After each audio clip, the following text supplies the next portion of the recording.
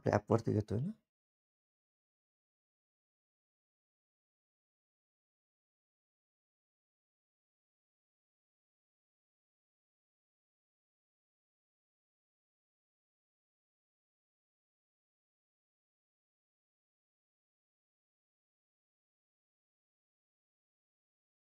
You're live.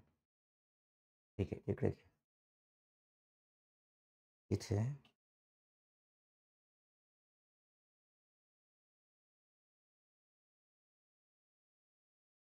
चालेल.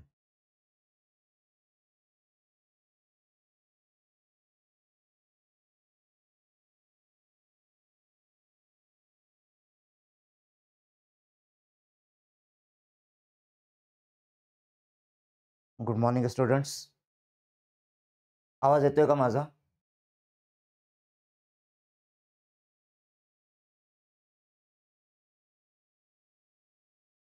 प्राजक्ता, श्वेता, श्वेता बहिरे, Varad, Vaishnavi, Chaitali, Sanskruti, Utkarsha, Vaishnavi, Attar. Good morning to all of you. Students, आवाज येतोय का माझा?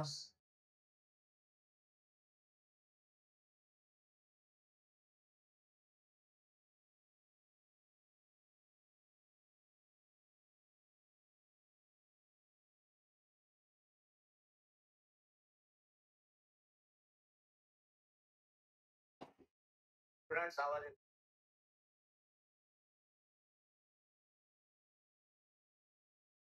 Okay, thank you students. तर आता स्टुडंट्स सिलेबस आलेला आहे. आपण वाट बघत होतो सिलेबसची. तो सिलेबसची कॉपी माझ्या हातामध्ये आहे आणि तुम्ही पण सिलेबस बघितलेला असेलच. काल अप्रॉक्सिमेटली 4:06 MPSCच्या वेबसाईटवरती सिलेबस पब्लिश झालेला आहे आणि आय होप की तुमच्यापैकी प्रत्येकाने हा सिलेबस बघितलेलाच असेल. तो बघितला का सिलेबस? या सांगा. श्वेता, उत्कर्षा, वैष्णवी, प्राजक्ता, सिलेबस बघितला का तुम्ही सगळ्यांनी? I have seen it. Yes, सांगा बरं, बघितला का syllabus? Okay, Prajakta, Utkarsha, Ganesh yes म्हणताय, प्रणय नो म्हणतोय. Okay, yes. तो गायत्री, गुड मॉर्निंग. इकडे यूट्यूबला पण आपण लाईव्ह आहोत. तर आपल्या क्लासवरती पण आपण आहोत, आपल्या ॲप थ्रू पण आपण लाईव्ह आहोत आणि आपल्या यूट्यूब चॅनलवरती आपण लाईव्ह आहोत. ठीक आहे. सो गायत्री, समीर यूट्यूबला आहेत. So good morning Gayatri, Sameer. Okay. तर स्टुडंट्स, हा जो सिलेबस काल आलेला आहे MPSC थ्रू आपल्या ड्रग इन्स्पेक्टरचा, तर हा सिलेबस बघून तुम्हाला काय वाटतंय? तुम्हाला स्ट्रेस येतो का? की तुम्हाला असं वाटतंय की आपल्या क्लासमध्ये, मी क्लासबद्दल बोलतोय आता, तर आपल्या क्लासमध्ये जे आपण लेक्चर्स घेतोय आणि ज्या प्रकारे आपलं टीचिंग चालू आहे, ज्या प्रकारे आपल्या नोट्स आहेत, तर त्या प्रॉपर आहेत का? आपण राईट ट्रॅकवर आहोत का? आपण आपले जे स्टडी चालू आहे ते प्रॉपर वेने चालू आहेत का? ते इथे श्वेता म्हणते येस सर. Okay, yes. तर आपण जे काही आपण सिलेबस कन्सिडर केलं होतं क्लास सुरू करण्याच्या आधी आणि आपण तो सिलेबस डिस्कस केला होता की कशा प्रकारचा सिलेबस असू शकतो. म्हणजे आपण एक 2015चा सिलेबस डिस्कस केला होता आणि त्याच्यानंतर आता जो नवीन सिलेबस येणार आहे, त्याच्यामध्ये काय-काय नवीन पॉइंट्स ॲड होतील आणि आपण काय एक्स्पेक्टेड आहेत आपल्याला. तर जे काही आपलं एक्स्पेक्टेशन होतं, त्याप्रमाणे सगळे पॉइंट्स त्याच्यामध्ये कव्हर झालेले आहेत सिलेबसमध्ये. आय थिंक आजपर्यंत आपले 35 लेक्चर्स झालेले आहेत. 35 लेक्चर्स आपण कव्हर केलेले आहेत आणि 35 लेक्चर्समध्ये नियर अबाउट आपला 50% सिलेबस इथे कव्हर झालेला आहे. म्हणजे तुम्हाला एक कॉन्फिडन्स आलेला असेल. जर तुम्ही सिलेबस बघितलेला असेल तर तुम्हाला एक कॉन्फिडन्स आलेला असेल. तर सिलेबस बघितल्यानंतर इथे आपलं जे स्टडी मटेरियल आहे, this is our study material, right? Essential फार्मचे review for drug inspector exam. तर जर तुम्ही बघितलं असाल की हा जो सिलेबस आहे, ओके, हा सिलेबस आणि आपल्या या बुकमध्ये दिलेले कंटेंट, हे तुम्ही कंपेअर करून बघितलं का? यस, सांगा बरं. कंपॅरिझन केलं का तुम्ही? जर तुम्ही कंपॅरिझन केलेलं असेल की ह्या सिलेबसमध्ये काय दिलेलं आहे आणि आपलं जे स्टडी मटेरियल आहे, एसेन्शियल फार्मचे review for drug inspector exams, Nirali प्रकाशनचं आपलं हे पुस्तक आहे, right? And I am one of the author of this book, professor Sunil Bakliwal, right? I am the author of this book. तर जर तुम्ही कंपॅरिझन केलेलं असेल, तर आपला हा सिलेबस आणि आपला बुक हा 90% मॅच होतोय. म्हणजे या सिलेबसमध्ये जे काही पॉइंट्स दिले, तर 90% सिलेबस आपल्या या बुकमध्ये कव्हर होतोय. आणि जे पॉइंट्स आपल्या या बुकमध्ये कव्हर होत नाहीत त्याचे नोट्स तर आपण तुम्हाला देणारच आहोत आणि आपल्या लिंकवरती आपण त्या शेअर करणारच आहोत. ठीक आहे. तर स्टुडंट्स इथे आपण जाऊया आपल्या या सिलेबसवरती, जो आपल्याला सिलेबस आलेला आहे. तर सगळ्यात पहिले जो पॅटर्न ऑफ एक्झाम आहे, format of exam, pattern of exam हे सगळ्यांना माहीतच आहे. ठीक आहे. हे आपल्याला मागच्या वेळेस पण होतं, म्हणजे माध्यम इंग्रजी, प्रश्न संख्या 100, गुण 200, कालावधी 1 तास, दर्जा पदवी आणि वस्तुनिष्ठ बहुपर्यायी. सो वी एक्सपेक्टेड दिस. म्हणजे जी एमपीएससीची परीक्षा असते ती अशाच प्रकारची असते, आपल्याला माहिती आहे. सो हे ज्या एक्सपेक्टेशन प्रमाणेच आहे. आणि प्रत्येक वेळेस जेव्हा आपण क्लासमध्ये डिस्कस करतो तर आपण सांगतोच की तुम्हाला 60 मिनिटामध्ये 100 प्रश्न सॉल्व्ह करायचे आहेत. 60 मिनिट्स 100 MCQs, बरोबर आहे. आणि क्लासमध्ये मी तुम्हाला हे पण सांगितलेलं आहे की आम्ही एक सर्वे केलेला आहे, एमपीएससीच्या स्टुडंटचा एक सर्वे आम्ही केलेला आहे, जे एमपीएससीची एक्झाम देतात. तर त्याच्यामध्ये ठीक आहे. तर त्याच्यामध्ये काय होतं की आपल्याला एक 100 क्वेश्चन जे आहेत हे किती मिनिटामध्ये सॉल्व्ह करायचे असतात, तर 60 मिनिटमध्ये, एका तासामध्ये आपल्याला हे क्वेश्चन सॉल्व्ह करायचे असतात. तर एक लक्षात घ्या, तुम्हाला इथे म्हणजे एक स्ट्रेस येत असेल की 60 मिनिटामध्ये 100 क्वेश्चन कसे सॉल्व्ह करायचे. आणि इथे क्वेश्चनचा जो दर्जा त्यांनी दिलेला आहे तो दर्जा काय म्हटलेला आहे, पदवी. म्हणजे तुमचा डिग्रीचं जे काही सिलेबस असेल from first semester to last semester, degree syllabus, तर त्या डिग्री सिलेबस प्रमाणे ते क्वेश्चन्स असतील, बरोबर आहे. पण इथे एक महत्वाची गोष्ट आहे.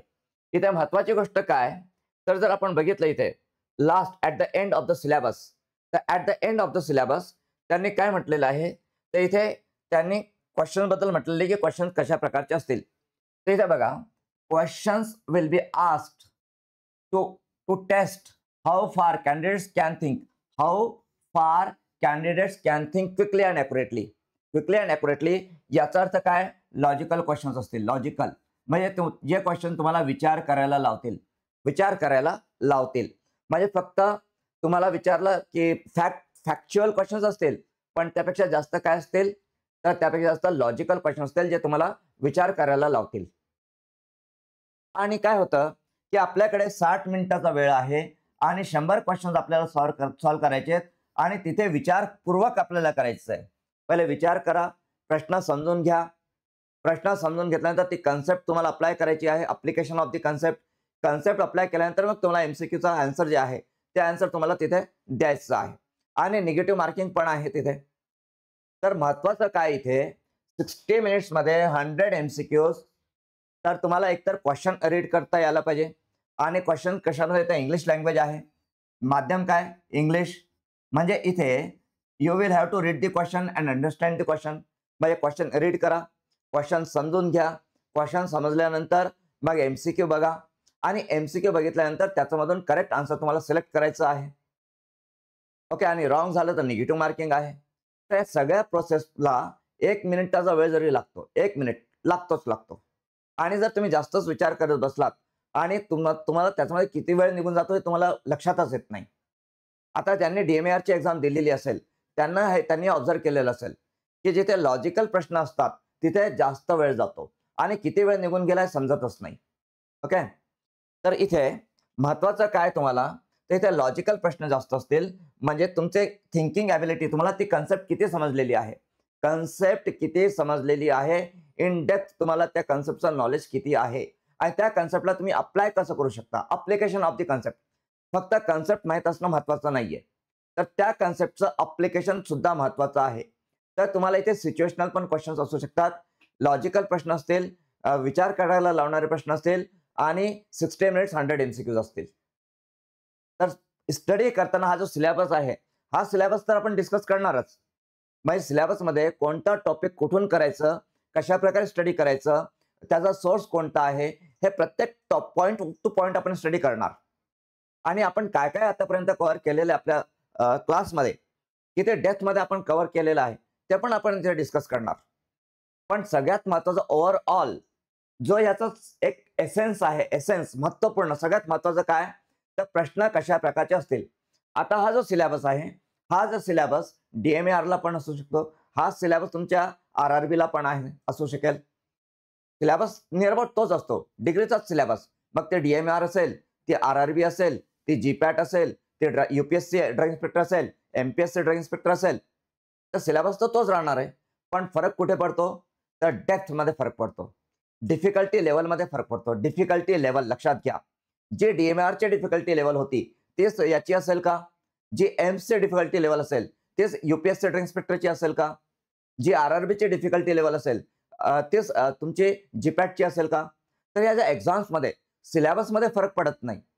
नियर अबाउट सिलेबस तोच असतो, एखाद पॉईंट इकडे तिकडे होतो. पण फरक कुठे पडतो? फरक पडतो डिफिकल्टी लेवलमध्ये. आता इथे जे डिफिकल्टी लेवल असेल, तर इथे काय डिफिकल्टी लेवल असेल, तर इथे तुम्हाला लॉजिकल प्रश्न असतील, हे प्रश्न तुम्हाला विचार करायला लावतील. ओके? आणि त्यामुळे तुमच्या ज्या कन्सेप्ट्स आहेत, त्या कन्सेप्ट क्लिअर असणं गरजेचं आहे. आता कन्सेप्ट क्लिअर असण्यासाठी काय महत्त्वाचं आहे? तर 2 गोष्टी महत्त्वाच्या आहेत कन्सेप्ट क्लिअर करण्यासाठी. ॲक्चुअली 2 नाही 3 गोष्टी महत्त्वाच्या आहेत. पहिली गोष्ट, एक इन डेप्थ रीडिंग. जेवढं जास्त रीडिंग तुम्ही करू शकता, ॲज मच ॲज पॉसिबल. आपण जाऊया, आपण याच्यावरती डिस्कशनमध्ये जाणार, म्हणजे डिस्कशन म्हणजे प्रत्येक पॉईंट आपण डिस्कस करणार. पण पहिलं आपला वे ऑफ स्टडी कसा असायला पाहिजे, कशा पद्धतीने आपण स्टडी करायला पाहिजे, ते मी तुम्हाला सांगतोय. ओके, त्यानंतर आपण स्टेप बाय स्टेप प्रत्येक पॉईंट आपण डिस्कस करणार. तर स्टडी करताना सगळ्यात पहिलं म्हणजे काय, तर तुमच्या जे काही कन्सेप्ट आहेत त्याचा क्लिअर अंडरस्टँडिंग असायला पाहिजे. क्लिअर अंडरस्टँडिंग म्हणजे कन्सेप्टमध्ये तुम्हाला काहीच डाऊट यायला नको, काहीच डाऊट त्याच्यामध्ये असायला नको. राईट, जेव्हा मी क्लासमध्ये डिस्कशन करतो, राईट, आपले जे स्टुडंट्स आहेत क्लासचे 35 लेक्चर्स आपले झालेले आहेत आणि आपल्या क्लासमध्ये आज 54 स्टुडंट्स आहेत. 54 students are there in our class, right, 54. तर इथे क्लासमध्ये प्रत्येक वेळेस मी सांगतो की एकही डाऊट मनामध्ये असायला नको, प्रत्येक पॉईंट आपला क्लिअर असायला पाहिजे. आता for example anti microbial agent आणि अँटीबायोटिक आपण इन डिटेल डिस्कशन केलेलं आहे ना, की काय फरक असतो अँटी मायक्रोबियल एजंट आणि अँटीबायोटिकमध्ये, किंवा डिकॉक्झिनचं जे मेकॅनिझम ऑफ ॲक्शन आहे त्याला पण आपण इन डेप्थमध्ये डिस्कस केलेलं आहे. तर आपण कुठे काही डाऊट राहायला नको असा आपण प्रयत्न करतोय. आता तुमचं अंडरस्टँडिंग क्लिअर होण्यासाठी read as much as possible, read as much as possible. जेवढं जास्त तुम्हाला रीडिंग करता येईल तेवढं तुम्ही रीडिंग करा. ओके, आता जर तुम्ही बघितलं तर इथे तुमच्याकडे आता रीडिंगला वेळ नाहीये, कारण तुमचा आता प्रश्न असेल की सर एक्झाम कधी होणार आहे. सिलेबस तर आला, मग एक्झाम कधी होणार आहे. तर हे बघा की नॉर्मली सिलेबस आल्यानंतर एक 45 ते 50 दिवसामध्ये एक्झाम होत असते MPSCची. जर आपण बघितलं तर पहिला जो नोटिफिकेशन आला ड्रग इन्स्पेक्टर एक्झामचा, त्याच्यानंतर अराउंड 45 टू 50 डेजमध्ये सिलेबस आलेला आहे. आणि आता आपण एक्सपेक्ट करू शकतो की नेक्स्ट 45 टू 50 डेजमध्ये आपला एक्झाम होऊ शकेल. ओके, तर आता इथे काय म्हटलेलं आहे, तर आपण म्हणतोय की क्लिअर अंडरस्टँडिंग असायला पाहिजे, read as much as possible असं व्हायला पाहिजे. तर आता तुम्ही म्हणाल की जेवढं काही रीडिंग पॉसिबलच होणार नाही, मग आम्ही काय करायचं. तर अशा वेळेस काय करायला पाहिजे, तर जे तुमचं टॉपिक इझी टॉपिक वाटतात तुम्हाला, इझी कन्सेप्ट आहेत, इझी टॉपिक आहेत, ज्या कन्सेप्ट तुम्हाला आधीच माहिती आहे त्याला पहिले रिवाइज करून घ्या.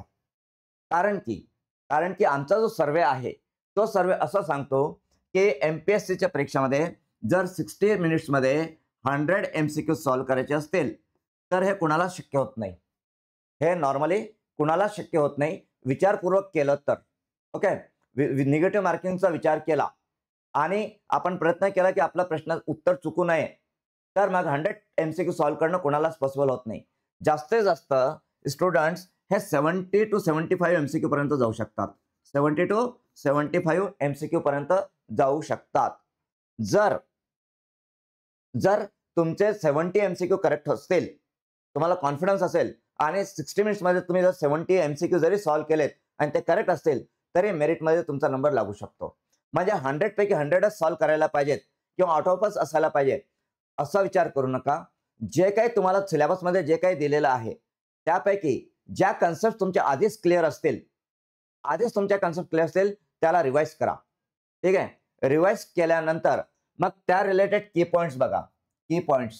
ओके, त्या रिलेटेड की पॉइंट्स बघा. आता ऍक्च्युअली की पॉइंट्स कसं असतं, तर हे की पॉइंट्स रिव्हिजनसाठी असतात, रिव्हिजनसाठी. तर गुगलवर पाहिलं तर 9 नोव्हेंबर डेट दाखवत आहे. गुगलवरती बघू नका, MPSCच्या वेबसाईटवरती, ऑफिशियल वेबसाईटवरती बघा. प्राजक्ता ऑफिशियल वेबसाईटवरती काय डेट आहे is there any date on the MPSC website? तो ऑफिशियल बघा, गुगल बघू नका. ओके, MPSCच्या वेबसाईट वरती चेक करा आणि मग सांगा. ओके का प्राजक्ता? ठीक आहे. तो इथे की पॉइंट्स महत्वाचे आहेत. ओके, आता की पॉइंट साठी तुम्ही काय कराल? तर की पॉइंट साठी आता तुमच्याकडे वेळ नसेल की तुम्ही स्वतःच की पॉइंट्स लिहित बसाल आणि त्या नोट्स काढणार, नोट्स काढून मग तुम्ही स्टडी करणार.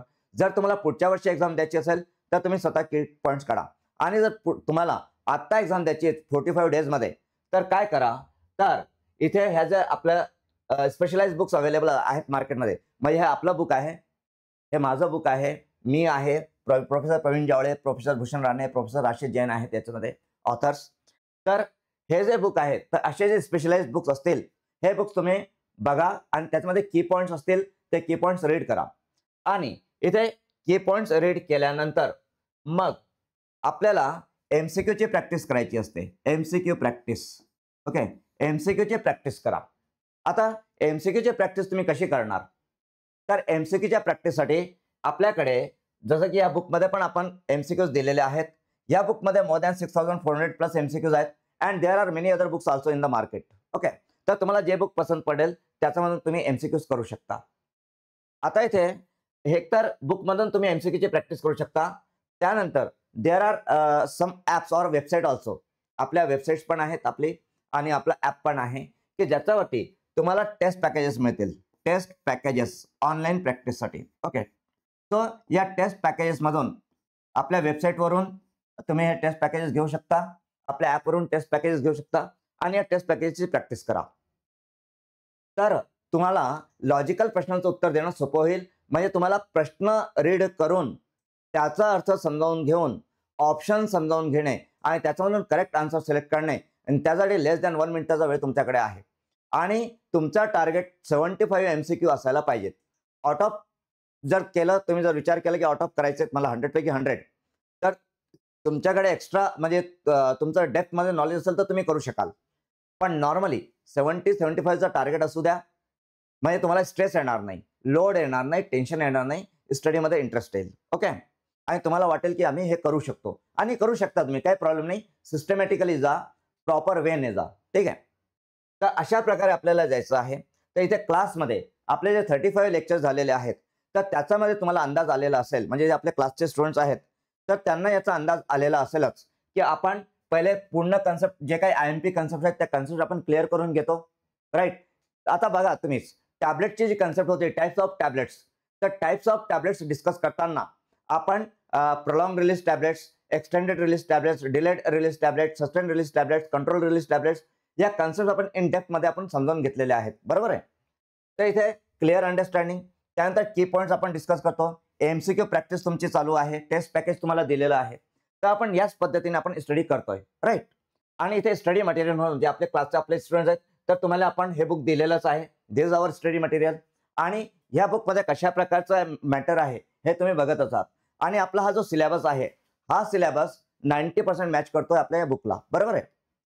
तर इथे आता आपण येऊया आणि आपण सिलेबसवरती बघूया आणि आता सिलेबसला आपण 1 बाय 1 डिस्कस करू. ओके, प्रत्येक पॉइंट, एक पॉइंट, प्रत्येक पॉइंट सिलेबसचा आपण डिस्कस करणार आहोत आणि त्या पॉइंटसाठी स्टडी मटेरियल कसं आहे, कुठे आहे ते सगळं आपण बघणार आहोत. ओके, आता बघा, आता ही जे एक्झाम होणार आहे, आता मी याच्या डिटेलमध्ये जात नाही की 25% निगेटिव्ह मार्किंग वगैरे वगैरे सगळं तुम्हाला माहिती आहे. आणि हे जे एक्झाम होणार आहे हे ऑफलाईन होणार आहे हे पण तुम्हाला माहिती आहे. राईट, आता इथे ऑफलाईन एक्झाम होणार हे कशावरून क्लिअर होतं आपल्याला? तर इथे बघा काय म्हटलेलं आहे, ज्या उमेदवाराने उत्तर पत्रिकेत पूर्ण वर्तुळ चिन्हांकित केले नसेल. आता पूर्ण वर्तुळ चिन्हांकित करायचं आहे म्हणजेच काय, तर ऑफलाईन एक्झाम. तर हा जो पॅटर्न आहे हा ऑफलाईन एक्झामचा पॅटर्न आहे. इथे ऑफलाईन एक्झाम होणार आहे तुमची. राईट, आणि या ऑफलाईन एक्झामची प्रॅक्टिससाठी सुद्धा आपले जे स्टुडंट्स आहेत क्लासचे तर त्यांच्यासाठी आपण आपल्या अकॅडमीमध्ये एक ऑफलाईन एक्झाम कंडक्ट करणार as same as that of MPSC. MPSC जशा प्रकारची एक्झाम घेते सेम टू सेम तशाच प्रकारची एक्झाम आपण आपल्या ऑनलाईन बॅच आणि जे आपल्या आता ऑफलाईन बॅच चालू होणार आहे 6 तारखेपासून, तर त्या ऑफलाईन बॅचमध्ये सुद्धा आपण सेम टू सेम MPSC सारखीच आपण एक्झाम घेणार. आणि जे अदर स्टुडंट्स आहेत म्हणजे जे अदर ॲस्पायरंट्स आहेत ड्रग इन्स्पेक्टरचे, जे आपल्या क्लासचे स्टुडंट्स नाहीये तर त्यांच्यासाठी सुद्धा आपण ती एक्झाम ओपन ठेवणार आहोत. ओके, म्हणजे तिथे आपल्याला एक कॉम्पिटिशनचा अंदाज येईल. आपण सगळ्यांसाठीच ती एक्झाम ओपन ठेवणार. ओके. तर आता इथे आपण जाऊया सिलेबसवरती आणि सिलेबसमध्ये आपण पॉइंट वाईज बघूया. ठीक आहे. तर इथे पहिला जो टॉपिक आहे, पहिला topic physiology, pathophysiology, pharmacology and toxicology. बरोबर आहे.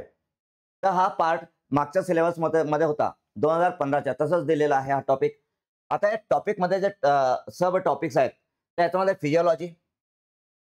आता फिजिओलॉजी मध्ये होल ह्युमन ब्लड आणि इथे आयपी असं दिलेलं इंडियन फार्माकोपिया. ओके. तर whole human blood, Indian pharmacopoeia.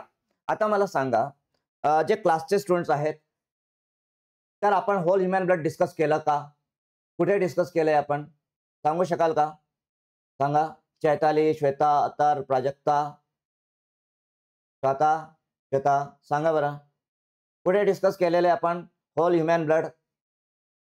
केव्हा डिस्कस केलं? कोणत्या टॉपिक मध्ये डिस्कस केलेलं आहे? सांगता येईल? तर हा टॉपिक आपण फार्मास्युटिकल ज्युरिस्प्रुडन्स मध्ये डिस्कस केलेला आहे. पूजा म्हणते यस पूजा. यस, फार्मास्युटिकल ज्युरिस्प्रुडन्स मध्ये आपण होल ह्युमन ब्लड डिस्कस केलेलं आहे. आणि इथे शेड्यूल एक part 12 right, exactly. Sanskriti, very good Sanskriti. So it is आपण schedule F part 12B right. आणि पार्ट 12B मध्ये आपण डिस्कस केलेलं आहे. ओके. शेड्यूल एफ पार्ट 12 मध्ये आपण डिस्कस केले ड्रग्स रूल्स मध्ये. हे कुठे येतं? तर this is discuss under drugs rules 1945. Drugs rules 1945 मध्ये शेड्यूल एफ मध्ये आपण होल ह्युमन ब्लड डिस्कस केलेला आहे. काय डेफिनेशन होते होल ह्युमन ब्लडचे? सांगा बरं मला. What was the definition? Whole human blood is blood collected from the donor or the person with anticoagulant. With or without anticoagulant? Without होता कि with होता? So it is with anticoagulant. So with anticoagulant. whole blood जो आहे तो with anticoagulant आहे. Right. तर इथे आपण शेड्यूल एफ पार्ट 12B मध्ये याला डिस्कस केलेला आहे.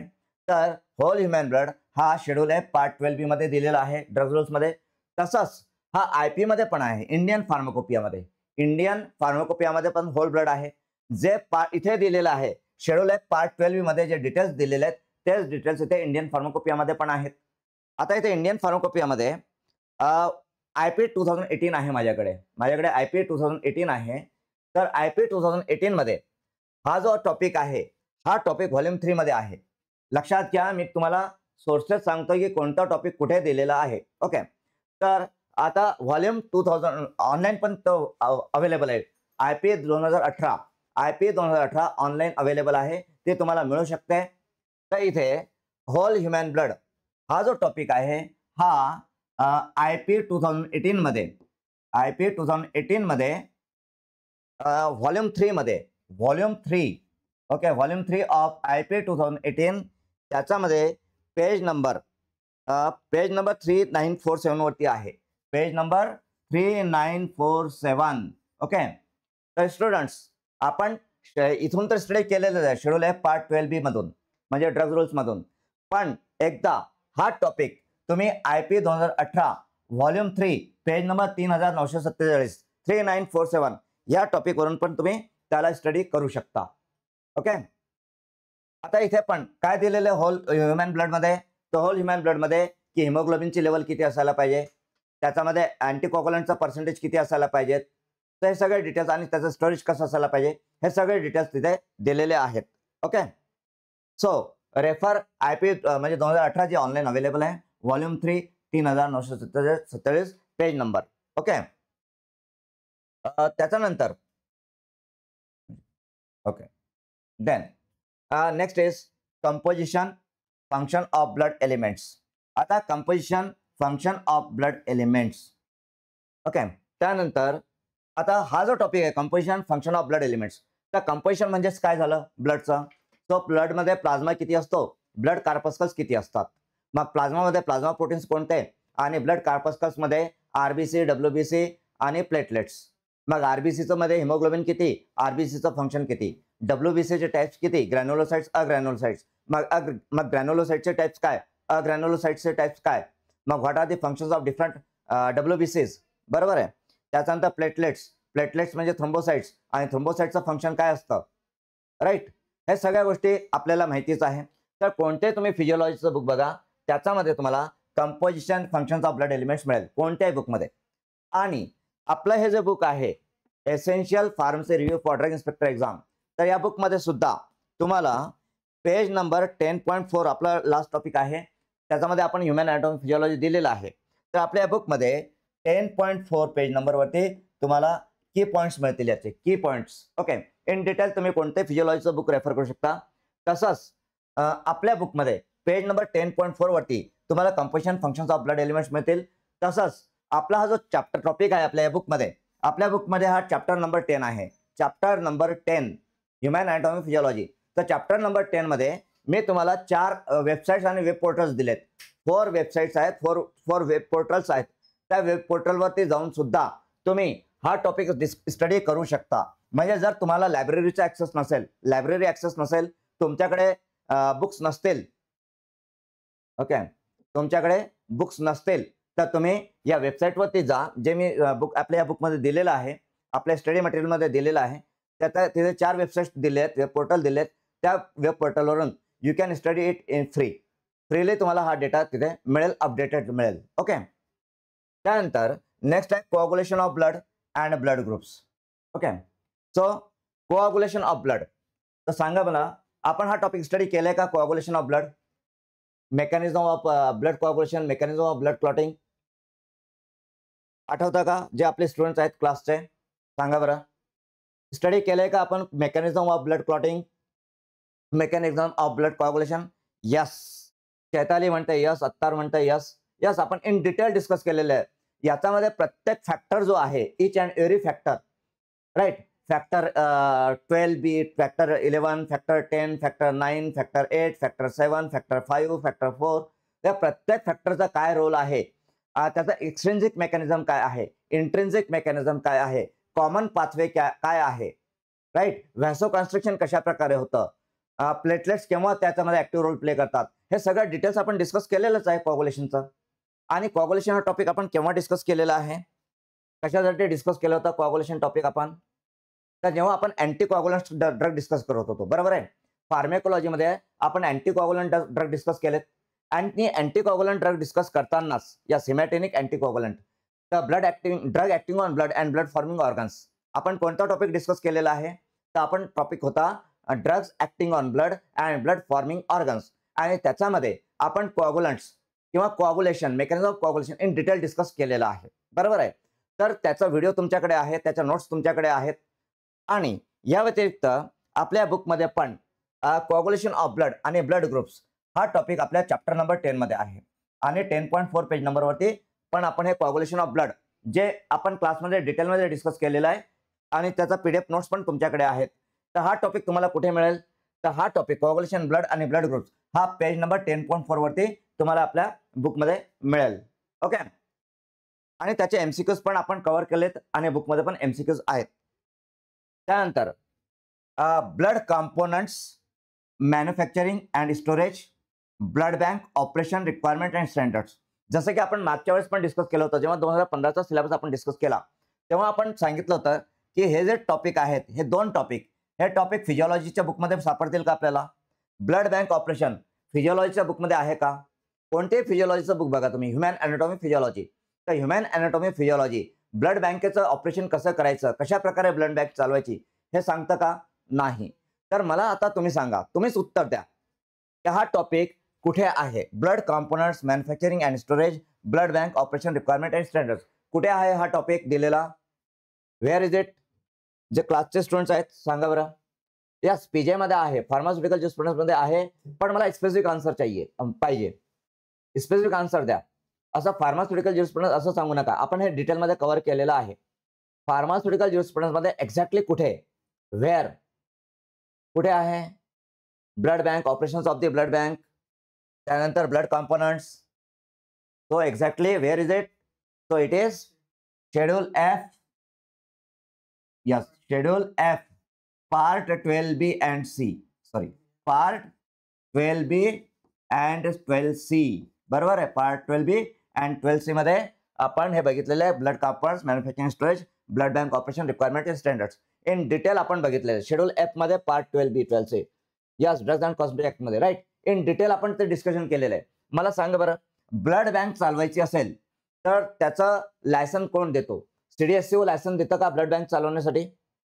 ब्लड बँक साठी जे लायसन लागतं okay licence required to operate a blood bank is provided by CDSCO correct आहे का? CDSCO ब्लड बँकेचं लायसन देतं का? तर CDSCO लायसन देत नाही. CDSCO फक्त अप्रुव्हल देतं. काय देतं? अप्रुव्हल. ओके तर आपण यस प्राजक्ता म्हणते नो यस CDSCO लायसन देत नाही ब्लड बँकेला. CDSCO फक्त ब्लड बँकेला अप्रूव्ह करते. तर याचं इथे इन डिटेल आपण डिस्कस केलेले आहे.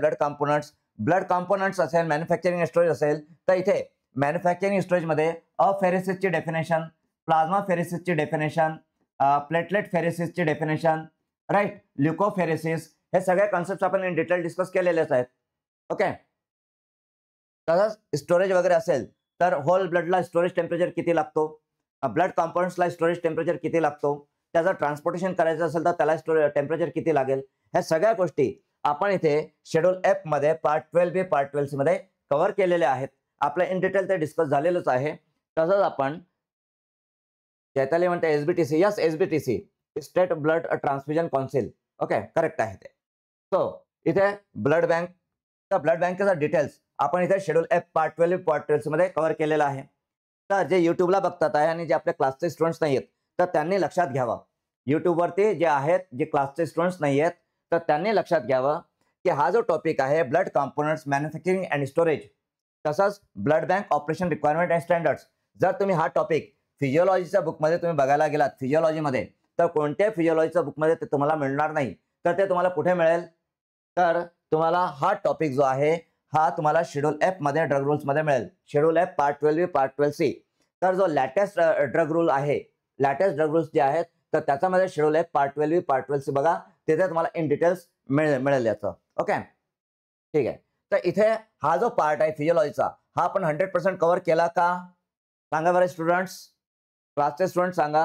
हा जो पहिला पार्ट आहे 1.1 physiology first second third fourth fifth हा आपला 100% कव्हर झालेला आहे की नाही? विथ MCQs झालेला आहे सांगा. विथ MCQ 100% कव्हर झालेला आहे का? Yes or no? चैताली म्हणते यस, अत्तर म्हणते यस. 100% कव्हर केलंय आपण.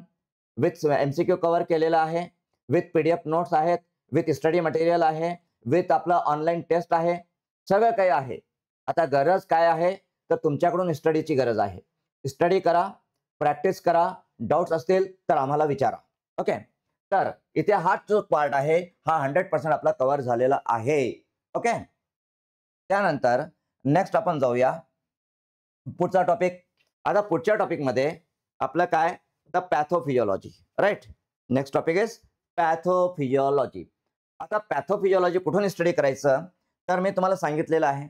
पॅथोफिजिओलॉजी स्टडी करण्यासाठी मी तुम्हाला 2 पोर्टल सांगितले होते म्हणजे जे क्लासचे स्टुडंट्स आहेत त्यांना आणि जे युट्यूबवरती आहेत तर युट्यूबला जे आहेत त्यांना पण मी सांगतो की इथे हे जे पॅथोफिजिओलॉजी स्टडी करायचं आहे तर त्यासाठी पॅथोफिजिओलॉजीचं मेनी बुक्स तुमच्याकडे असतील. पण जर तुम्हाला लायब्ररीचा ऍक्सेस नसेल if you do not have access to the library किंवा तुमच्याकडे स्टँडर्ड बुक्स नसतील रेफरन्स बुक्स नसतील पॅथोफिजिओलॉजीच्या तर इथे आपल्या बुकमध्ये म्हणजे आपलं हे जे बुक आहे essential pharmacy for drug inspector exam या बुकमध्ये आपण वेब पोर्टल दिलेत. कोणते वेब पोर्टल दिले इथे आपण तर आपण इथे एक मर्क इंडेक्स दिलेला आहे. मर्क इंडेक्स बरोबर. मर्क इंडेक्स जे आहे तर त्याचा आपण एक लिंक तिथे दिलेली आहे, QR कोड दिलेला आहे. तर एक मेडएस्केपचं आपण दिलेलं आहे मेडएस्केप. ओके मेडएस्केप. तर या पोर्टलवरती जाऊन freely this 2 portals are free portals.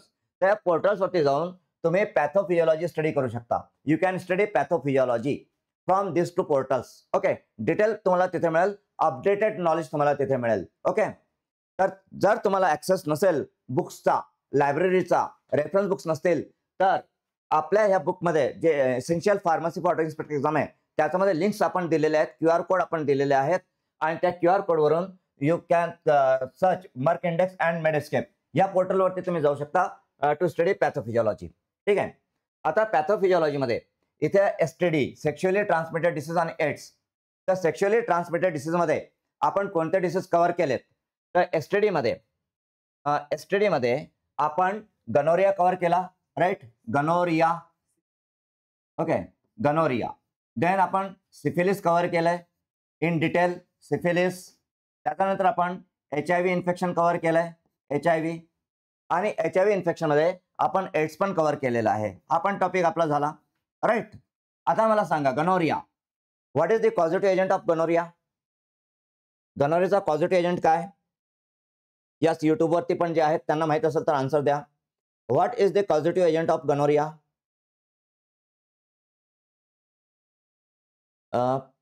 Okay, इथे युट्यूब वरती आकाश विचारतोय की सर ऑफलाईन बॅच कधीपासून स्टार्ट होणार आहेत?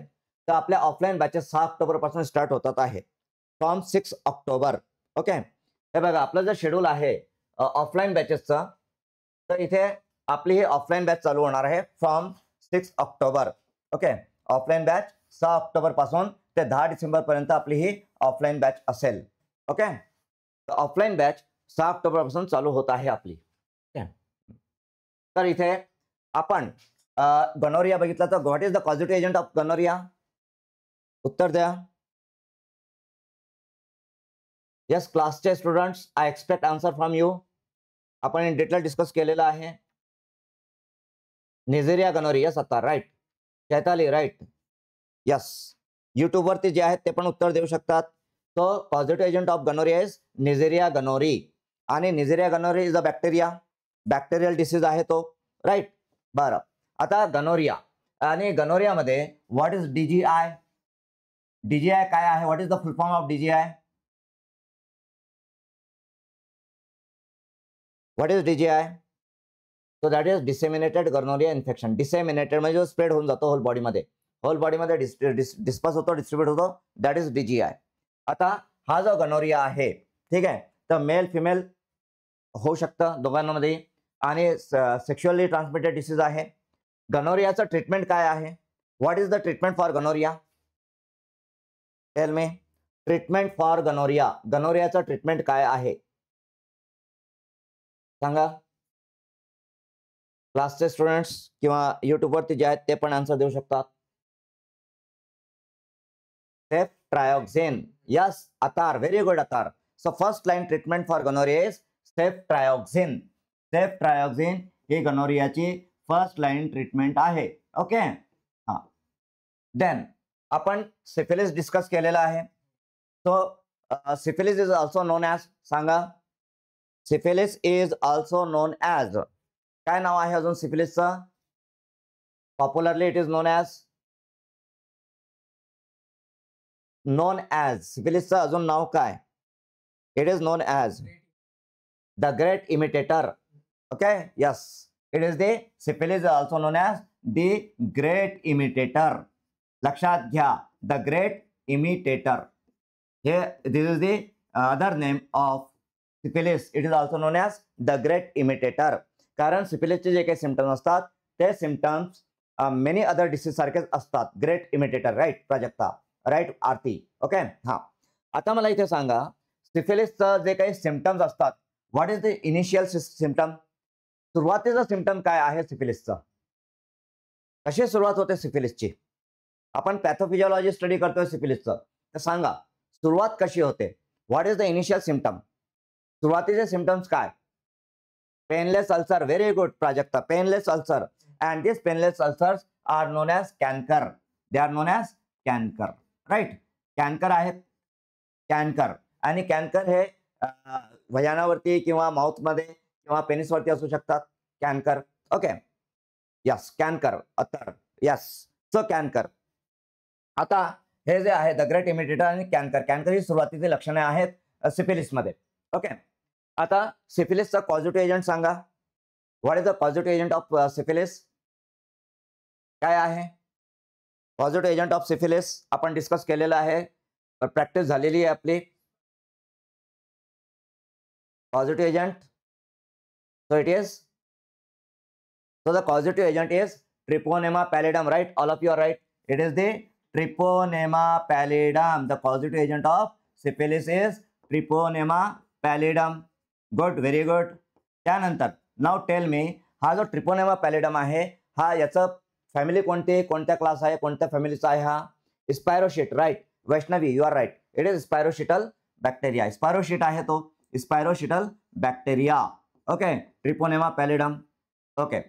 आता हा जो ट्रिपोनेमा पॅलिडम आहे किंवा सिफिलिस आहे, सिफिलिसचा 4 स्टेजेस कोणत्या? Primary stage, secondary stage, the latent stage आणि टर्शरी स्टेज. राईट. 4 स्टेजेस माहिती आहे आपल्याला. आता yes, it is gram negative spiral shape bacteria. Treponema is gram negative spiral shape bacteria. बरोबर आहे तुमचा आता.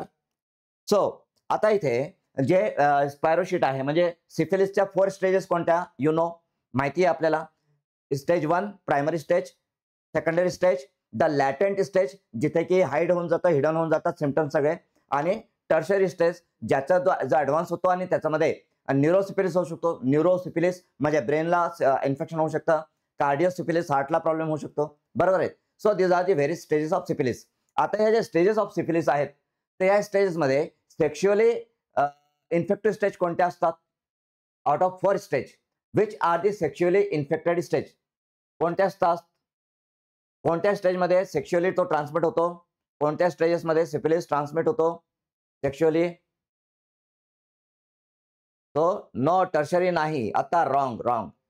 Prajakta, primary secondary correct.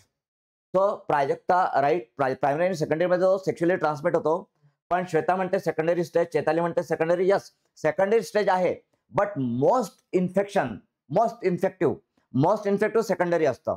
Most infective secondary stage असते. Infective sexually transmitted, sexually infective primary आणि सेकंडरी दोन्हीमध्ये आहे, but most infective secondary stage मध्ये असतो सिफिलिस. बरोबर आहे. सो तर आपण हे पण बघितलंय. आता नाव what is the treatment of syphilis? सिफिलिसची ट्रीटमेंट सांगा. काय ट्रीटमेंट आहे सिफिलिसची?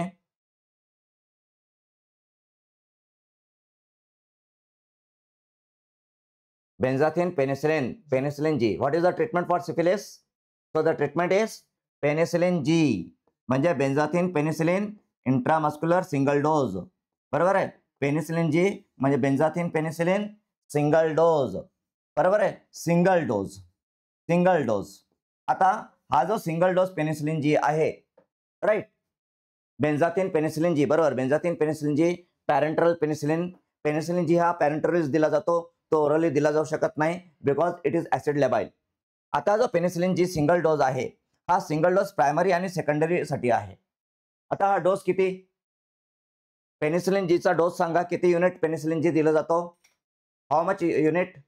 How many units of penicillin G? काय डोज आहे त्याचा? डोज सांगा. काय डोज आहे पेनिसिलिन जीचा? डोज किती डोज दिला जातो? तर dose it is 2.4 million units. Correct. कोणी दिला आन्सर? आरती, प्राजक्ता. ओके, आरती आणि प्राजक्ताने उत्तर दिलेलं आहे. So it is 2.4 million units. 2.4 million units single dose. Million units single dose आहे. Units single dose. पण सिंगल डोज केव्हा? प्रायमरी सेकंडरी असेल तर. पण टर्शरी सिफिलिस असेल तर टर्शरी सिफिलिससाठी डोज किती आहे? तर 2.4 मिलियन युनिट्स आणि 3 वीक्स सिंगल डोज पर वीक, असे 3 वीक्स त्याचा डोज आहे. बरोबर आहे. आता हा जो सिफिलिस आहे याचा डायग्नोस्टिक टेस्ट कोणती आहे? What is the diagnostic test for syphilis? सांगा. सिफिलिसची डायग्नोस्टिक टेस्ट कोणती? Okay, what is the yes, diagnostic test सांगा सिफिलिसची. Diagnostic test for syphilis is VDRL test. Correct. VDRL test, venereal disease research laboratory. बरोबर आहे. हां, यस. सो ही एक टेस्ट आहे. Other than this there are many other test also. बाकीचे test आपण क्लासमध्ये कव्हर केलेले आहेत. म्हणजे मला सांगा की सिफिलिसमध्ये एक MCQ त्या दृष्टीने जे काही पॉईंट्स कव्हर करायचे होते ते सगळे पॉईंट्स आपण इथे कव्हर केलेले आहेत. तर आपल्या बुकमध्ये, आपले जे बुक आहे essential pharmacy review for drug inspector exam, तर या बुकमध्ये सगळेच पॉईंट्स कव्हर आहेत. तसंच हे जे मी तुम्हाला इथे 2 वेबसाईट सांगितल्या होत्या, वेब पोर्टल, मार्क इंडेक्स आणि मेडस्केप. तर ज्यांनी आपल्या क्लासचे जे स्टुडंट नाहीत आणि युट्यूबला ज्यांनी जॉईन केलेले आहे त्यांनी लक्षात घ्या की हे जे पॅथोफिजिओलॉजीचं डिटेल्स तुम्हाला मर्क इंडेक्स आणि मेडस्केप या 2 वेब पोर्टलवरती मिळू शकतं. तुमच्याकडे जर बुक्स नसतील, रेफरन्सेस नसतील, लायब्ररी ऍक्सेस नसेल तर तुम्ही ह्या वेबसाईटवरती जाऊन तुम्ही ते सर्च करा आणि you will get the details. Okay, चला त्यानंतर आपण HIV वरती येऊया. राईट, आता जो HIV आहे तर मला सांगा HIV पण आपण इन डिटेल कव्हर केलेला आहे. ओके, पूर्ण डिटेलमध्ये HIV आपलं झालेलं आहे. तो जे HIV आहे तर HIV हे कोणत्या सेल्सला इन्फेक्ट करतात, कोणत्या सेल्सवरती अटॅक करतात? HIV व्हायरसेस कोणत्या सेल्सला अटॅक करतात, कोणत्या सेल्सला इन्फेक्ट करतात सांगा बरं? CD4+ cells, right? यस. तर HIV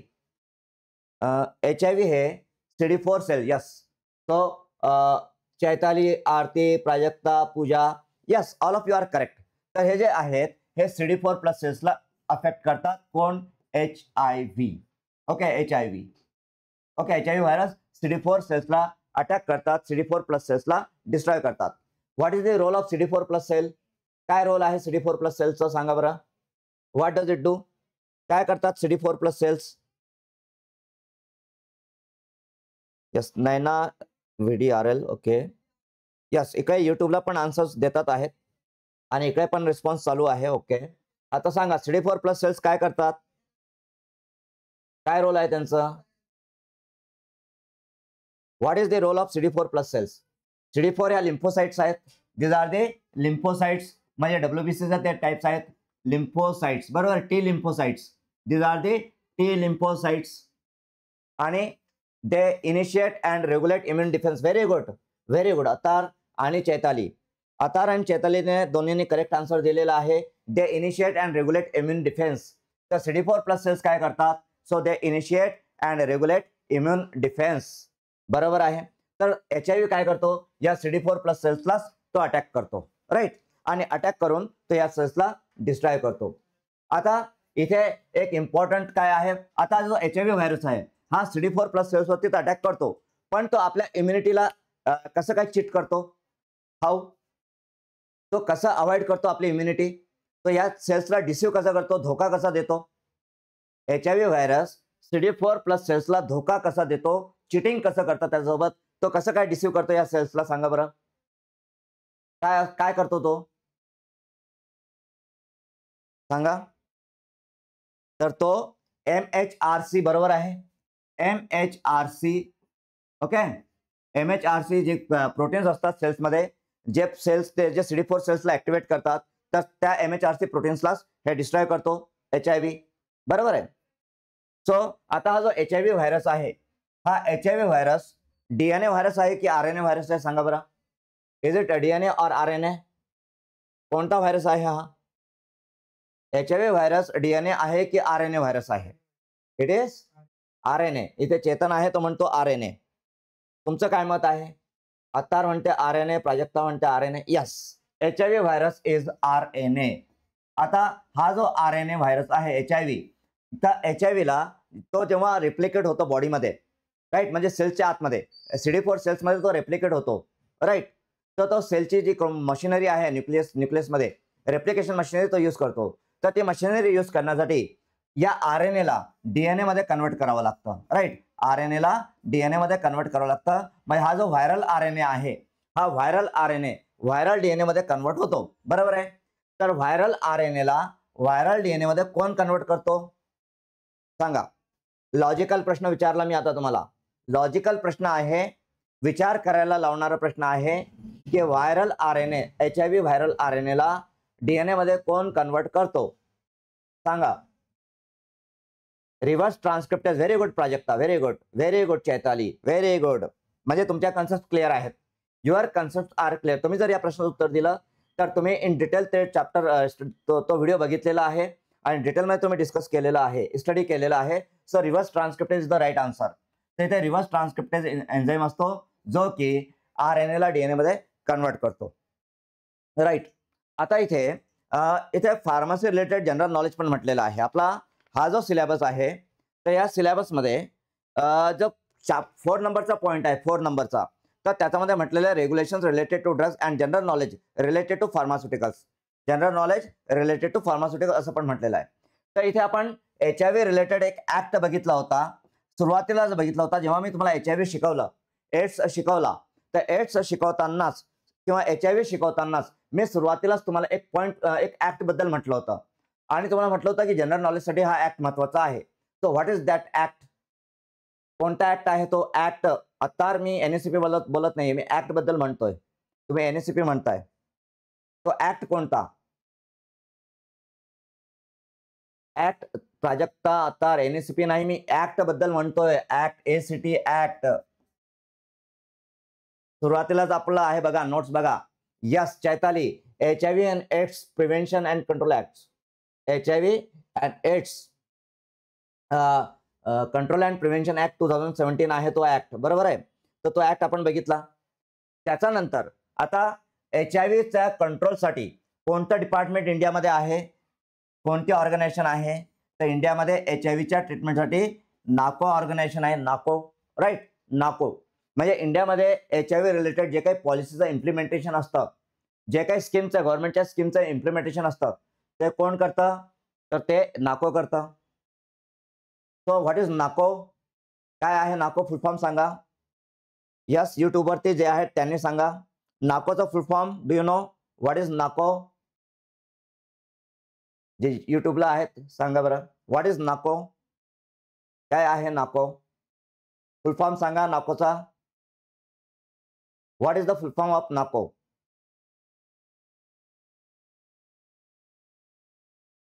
तो नॅशनल संस्कृती म्हणते national AIDS control organisation, Prajakta Kapshikar national AIDS control organisation, Chaitali national AIDS control programme.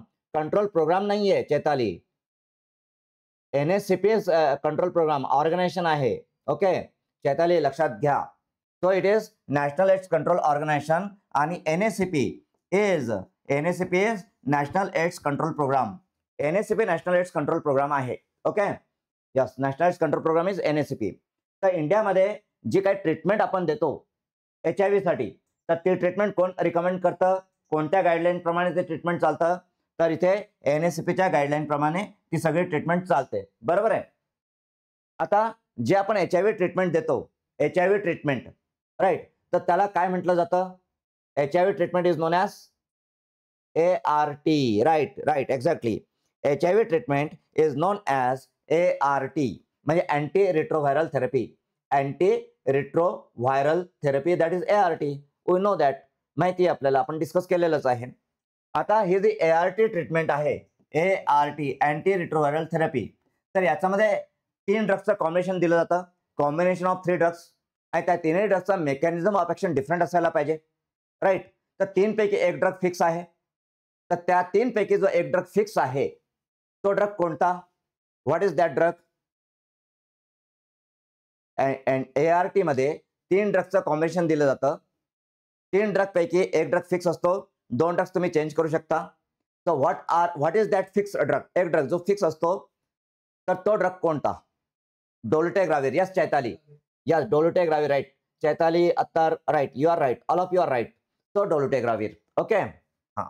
आता मी इथे तुम्हाला एक मोस्ट IMP क्वेश्चन विचारणार आहे. Most IMP question. ओके, आता मी तुम्हाला एक मोस्ट IMP प्रश्न विचारणार आहे. जेव्हा मी तुम्हाला एक्सप्लेनेशन दिलं होतं, मी एक्सप्लेन केलं होतं, तर त्यावेळेस मी तुम्हाला म्हटलं होतं की हे IMP आहे, राईट. तर तो IMP क्वेश्चन असा की एड्सची सुरुवात केव्हा होते HIV पेशंटमध्ये? सांगा, एड्सची सुरुवात केव्हा होते HIV पेशंटमध्ये? HIV पेशंटमध्ये एड्सची सुरुवात केव्हा होते? लॉजिकल प्रश्न आहे, विचार करायला लावणारा प्रश्न आहे.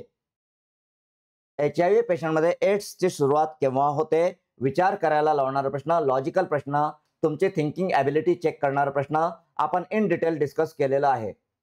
प्राजक्ता म्हणते आफ्टर 8 to 10 इयर्स. नाही, मला असं नाही म्हणायचंय. HIV पेशंटमध्ये असे काय चेंजेस होतील की ज्याच्यामुळे त्याला एड्स होईल?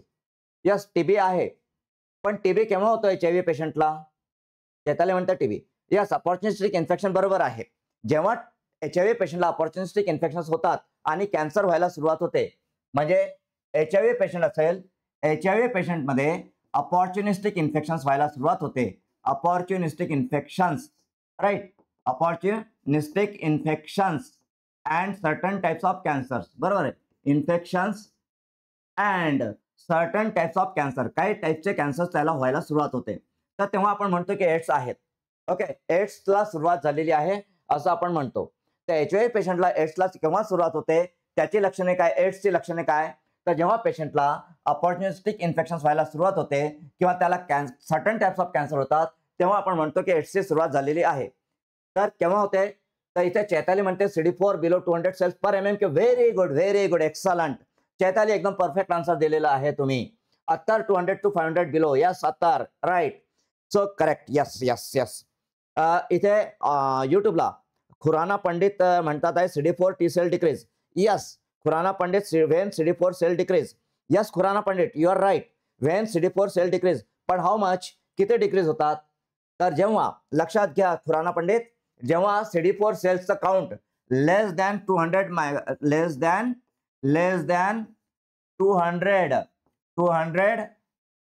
CD4 plus cells. Okay, CD4 plus count जो आहे, CD4 प्लस काउंट हा लेस दॅन 200 सेल्स पर MM³ जातो. 200 सेल्स पर MM³, म्हणजे 200 पेक्षा कमी होत असेल तर तिथे अपॉर्च्युनिस्टिक इन्फेक्शन्स इन्क्रीज होतात. तिथे काय, अपॉर्च्युनिस्टिक इन्फेक्शन्स इन्क्रीज होतात. आता 200 सेल्स पर MM³ याचाच अर्थ काय, तर याचाच अर्थ 200 सेल्स पर मायक्रोलिटर. लक्षात घ्या, एकतर तुम्हाला MM³ असं येऊ शकतं युनिट किंवा मायक्रोलिटर असं पण युनिट येऊ शकतं. ओके, तर नॉर्मली जेव्हा CD4 प्लस काउंट हा 200 सेल्स पर MM³ पेक्षा खाली जातो तर तिथे एड्सची सुरुवात होऊन जाते. नॉर्मली जेव्हा CD4 काउंट हा 200 to 500 असतं, 200 to 500 सेल्स पर MM³ किंवा पर मायक्रोलिटर, 200 to 500, तर तिथे TB सारखे अपॉर्च्युनिस्टिक इन्फेक्शन्स ग्रो होतात. TB आहे, फंगल इन्फेक्शन मध्ये कॅन्डिडा अल्बिकन्स आहे, न्यूमोसिस्टिस जिरोएसाई आहे किंवा सर्टन कॅन्सर. पण जेव्हा ते 200 पेक्षा खाली जातं तर तिथे अपॉर्च्युनिस्टिक इन्फेक्शन नक्कीच असतात आणि तिथेच एड्सची सुरुवात होते. म्हणजे जेव्हा एड्स होतो तर एड्सच्या असलेल्या पेशंटला, एड्सच्या पेशंटमध्ये CD4 काउंट किती असेल, एड्सच्या पेशंटमध्ये, लॉजिकल प्रश्न, एड्सच्या पेशंटमध्ये CD4 प्लस काउंट किती असेल, काय वाटतं तुम्हाला, किती असेल, so it should be less than 200 cells per microlitre, 200 cells per MM³. बरोबर आहे. तर आपण हा पण पॉइंट इन डिटेल डिस्कस केलेला आहे. CD4 काउंट किती असेल तर काय इन्फेक्शन होऊ शकतं, अपॉर्च्युनिस्टिक इन्फेक्शन काय असतात, कशा प्रकारे असतात, एड्स केव्हा होतो, HIV काय आहे, राईट. तर इथे आपण हे इन डिटेल डिस्कस केले. बिलो 100 नाही, बिलो 200. आरती, बिलो 200, 100 नाही. Okay, below 200. ओके, देन तर इथे आपण हा जो आपला सिलेबसमध्ये हा जो टॉपिक आहे आपला, ठीक आहे, हा पार्ट, कोणता पार्ट, तर इथे STD आणि एड्स आपण इन डिटेल कव्हर केलेला आहे का, विथ कन्सेप्ट क्लिअर केलेले आहेत, MCQs क्लिअर केलेले आहेत, MCQ ची प्रॅक्टिस झालेली आहे, झालंय आपलं कव्हर, झालंय की नाही सांगा. जे क्लासचे स्टुडंट्स आहेत त्यांनी सांगावं. STD आणि AIDS, gonorrhoea, syphilis, HIV in detail आपण डिस्कस केलेलं आहे. फर्दर स्टडीसाठी तुम्ही ह्या मर्कमध्ये आणि मेडिस्केपमध्ये तुम्ही बघू शकता. आणि आपल्या बुकमध्ये पण, आपलं जे बुक आहे, ओके, आपलं हे बुक आहे, स्टडी मटेरियल आहे, essential pharmacy review for drug inspector exam. तर याच्यामध्ये पण आपण हे सगळे डिटेल दिलेले आहेत. आणि यूट्यूबवरती ज्यांना हे बुक पाहिजे असेल, ज्यांच्याकडे हे बुक नसेल तर ते आम्हाला कॉन्टॅक्ट करू शकतात. ओके, आम्ही कन्सेशन रेट्समध्ये त्यांचा फायद्यासाठी त्यांना होम डिलिव्हरी आम्ही प्रोव्हाइड करू शकतो या बुकची. ओके, आता इथे हां, त्यानंतर आता पॅथोफिजिओलॉजीमध्ये नेक्स्ट पॉईंट आहे hyper sensitivity. Okay, hyper sensitivity. तर ऍक्च्युली हा जो हायपर सेन्सिटिव्हिटीचा पॉईंट आहे, तर hyper sensitivity plus adverse effects किंवा adverse drug reactions, hyper sensitivity plus adverse drug reaction. तर हा टॉपिक मी अजून कव्हर केलेला नाही आपल्या क्लासमध्ये, बरोबर आहे, अजूनपर्यंत तो मी कव्हर केलेला नाही, कारण हा टॉपिक मी पुढे कव्हर करणार आहे क्लिनिकल फार्मसीमध्ये. जेव्हा आपण फार्मसी प्रॅक्टिस कव्हर करू. फार्मसी प्रॅक्टिसमध्ये हॉस्पिटल फार्मसी आणि क्लिनिकल फार्मसी मी कव्हर करणार आणि हॉस्पिटल अँड क्लिनिकल फार्मसीमध्ये ॲडव्हर्स ड्रग रिॲक्शन्स आणि हायपर सेन्सिटिव्हिटी मी तिथे कव्हर करणार आहे. इथे फार्मेकोलॉजीमध्ये मी हा टॉपिक इथे कव्हर केलेला नाहीये, तो मी कुठे कव्हर करणार तर क्लिनिकल फार्मसी कव्हर करताना, फार्मसी प्रॅक्टिस कव्हर करताना ॲडव्हान्स ड्रग रिॲक्शनच्या सोबत मी हायपर सेन्सिटिव्हिटी करेल. आता इथे जे स्टुडंट्स युट्यूबवरती आहेत तर त्यांना सांगतो की आपल्या बुकमध्ये, आपले जे बुक मी तुम्हाला सांगितलं essential pharmacy review for drug inspector exam, निराली प्रकाशनाचं बुक आहे, तर त्याच्यामध्ये हायपर सेन्सिटिव्हिटी आणि ॲडव्हान्स ड्रग रिॲक्शन हे आपण दिलेलं आहे. ते पेज नंबर 8.30 वरती. तर चॅप्टर नंबर 8 बघा, पेज नंबर 8.30 बघा आपल्या बुकमध्ये.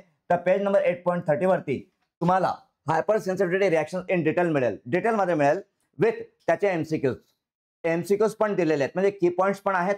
हायपर सेन्सिटिव्हिटी रिॲक्शनचे जे काही स्टेजेस आहेत, जे काही टाइप्स आहेत, तर हायपर सेन्सिटिव्हिटीचे सगळे टाइप्स, त्याचा मेकॅनिझम, त्याच्यामध्ये कोणकोणत्या अँटीबॉडीज इन्व्हॉल्व असतात ते विथ एमसीक्यूज, हे सगळं तुम्हाला पेज नंबर 8.30 वरती मिळेल. बरोबर आहे? बघ बरं, आहे ना 8.30 वरती? हां, ओके. देन सो हा टॉपिक आपण तुम्ही इथून स्टडी करू शकता. कुठून तर आपल्या बुकमधून. तसंच याचा दुसरा सोर्स काय तर कोणते तुम्ही फार्मेकोलॉजीचं बुक बघा, केडी त्रिपाठी असेल, गुडमन गिलमन असेल, कॅटझंग असेल, तर त्याच्यामध्ये पण ह्या हायपर सेन्सिटिव्हिटी रिॲक्शन दिलेल्या आहेत. ओके. त्यानंतर नेक्स्ट आहे हिपॅटायटिस अँड HBsAg. ओके. तो हिपॅटायटिस, तो आपण हिपॅटायटिस पण कव्हर केलेले, आपल्या क्लासमध्ये कव्हर झालेलं हिपॅटायटिस, राईट. तो ओके. तर हिपॅटायटिस मध्ये what is hepatitis?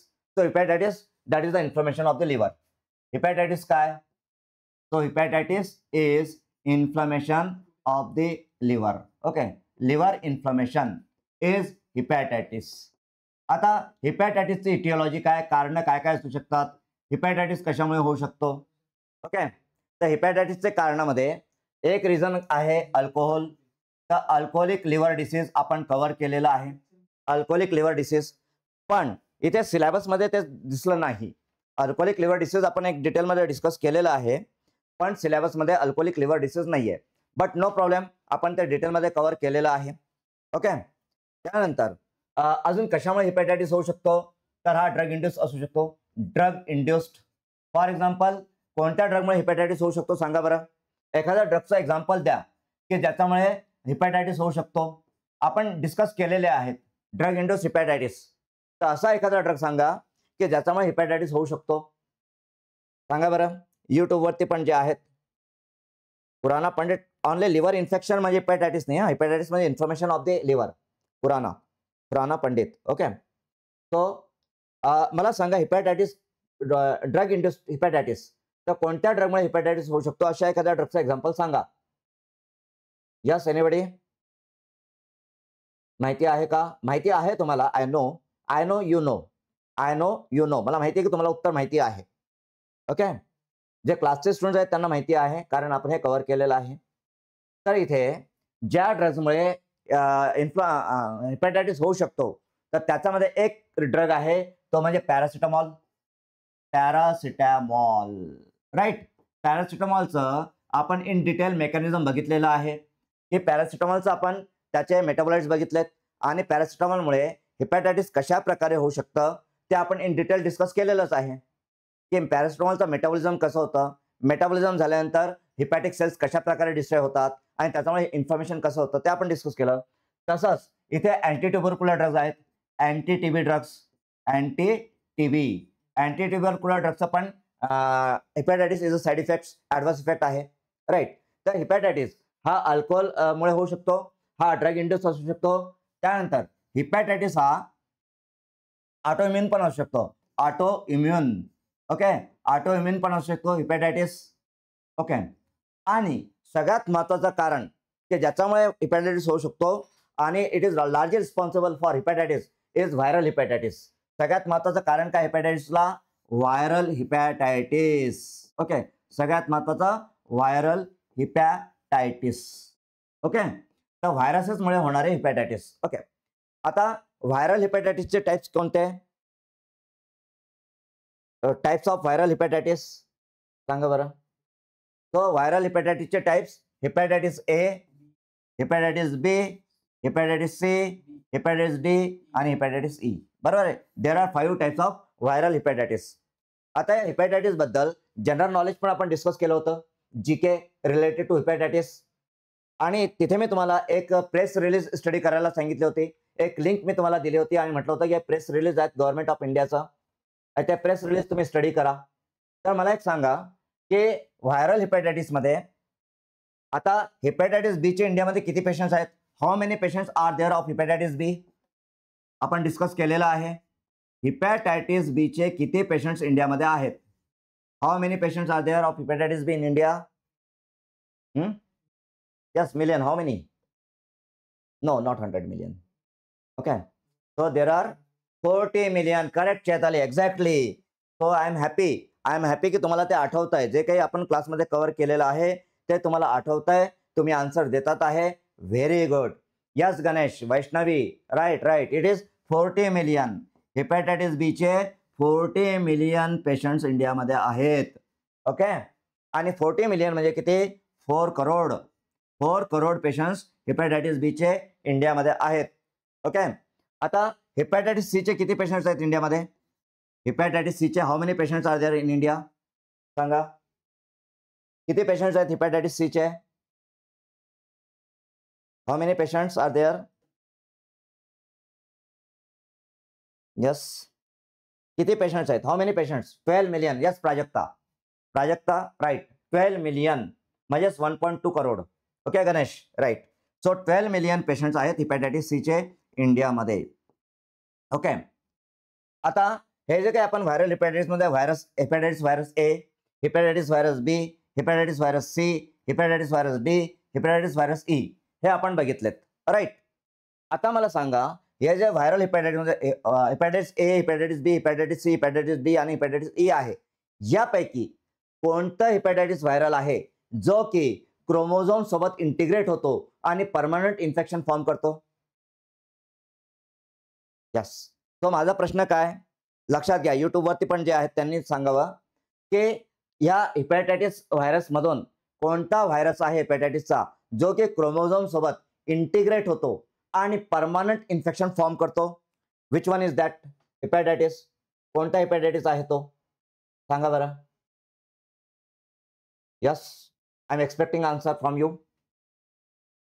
HBV, hepatitis B. Chaitali, Attar, Prajakta. Ganesh, no no no no no. Ganesh E नाही आहे. ई नाही. आरती ई नाही. No no no no no. It is B. Ganesh and Aarti लक्षात घ्या, हेपॅटायटिस ई नाही. तो हेपॅटायटिस बी व्हायरस आहे. ओके.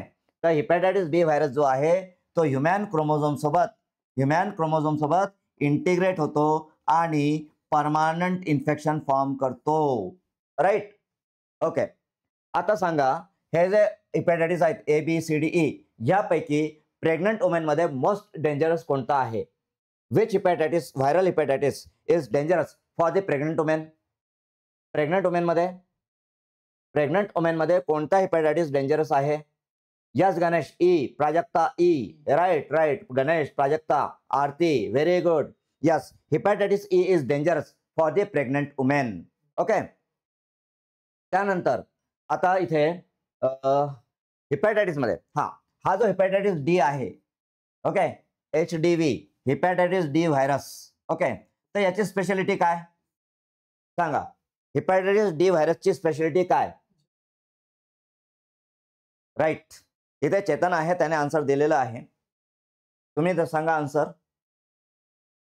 हेपॅटायटिस डी ची स्पेशालिटी काय आहे? What is the speciality of? Depends on B. Right right right. Prajakta, you are right. ज्या पेशंटला हेपॅटायटिस बी आहे, त्यालाच हेपॅटायटिस डी होऊ शकतो. हेपॅटायटिस बी च्या ऍब्सेन्स मध्ये हेपॅटायटिस डी राहू शकत नाही. सो हेपॅटायटिस डी साठी presence of hepatitis B is important, is necessary.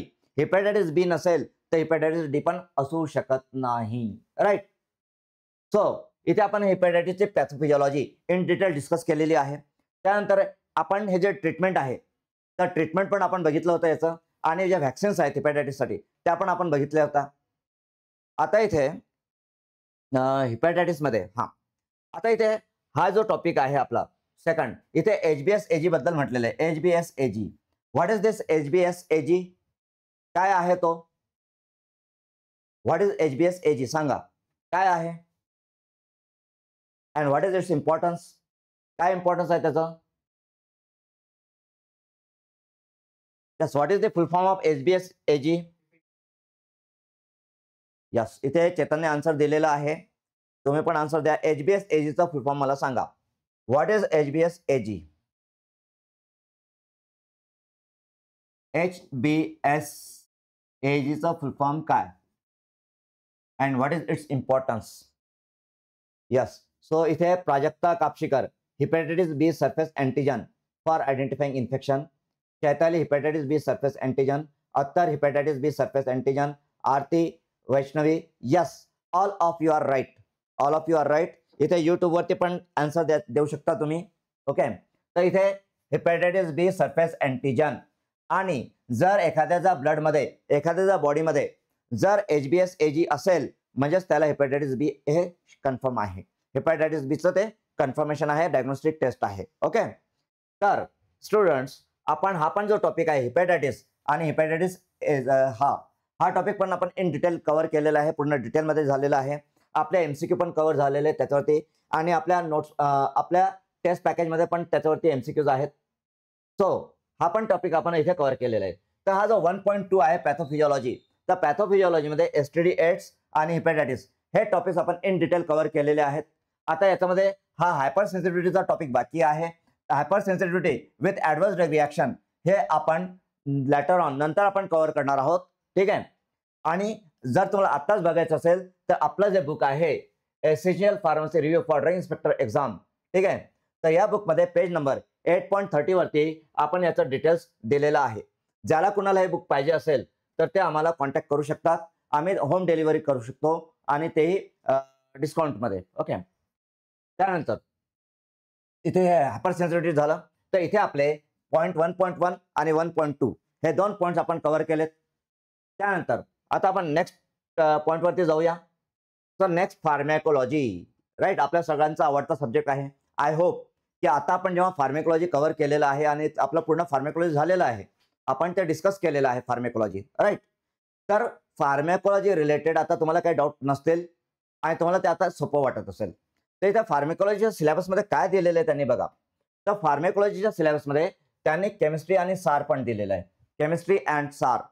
तर ऍक्च्युअली केमिस्ट्री आणि सार हा जो पार्ट आहे हा आपण मेडिसिनल केमिस्ट्रीमध्ये कव्हर करणार आहोत. कुठे? मेडिसिनल केमिस्ट्रीमध्ये. इथे फार्मॅकोलॉजीमध्ये ते मी कव्हर केलेलं नाहीये. Actually it is the part of medicinal chemistry. आणि आपल्या बुकमध्ये पेज नंबर 5.38 वरती म्हणजे स्टडी मटेरियल तुम्हाला आहे, त्या स्टडी मटेरियलमध्ये आपल्या बुकमध्ये पेज नंबर 5.38 बघा तुम्ही. तर पेज नंबर 5.38 वरती तुम्हाला केमिस्ट्री अँड सार structure activity relationship of important सार जे आहेत आणि की पॉईंट्स, सारचे की पॉईंट्स, ते की पॉईंट्स तुम्हाला तिथे मिळतील आणि त्याचे MCQ पण तुम्हाला मिळतील.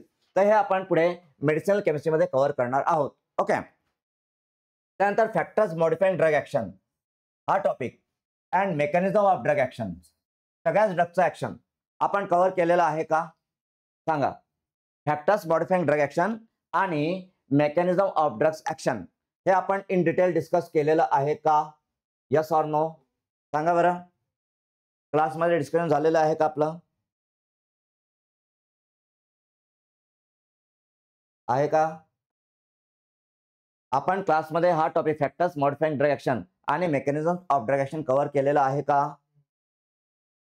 तो स्टुडंट्स आपण फार्मॅकोडायनॅमिक्स डिटेलमध्ये कव्हर केलेले आहे. फार्मॅकोडायनॅमिक्स, बरोबर आहे, फार्मॅकोडायनॅमिक्स आपण इन डिटेल कव्हर केलेलं आहे. आणि जर तुम्ही फार्मॅकोडायनॅमिक्सचे आपले कन्सेप्ट बघाल तर तिथेच आपण फॅक्टर्स मॉडिफाईंग ड्रग ऍक्शन आणि मेकॅनिझम ऑफ ड्रग ऍक्शन आपण डिस्कस केलेलं आहे.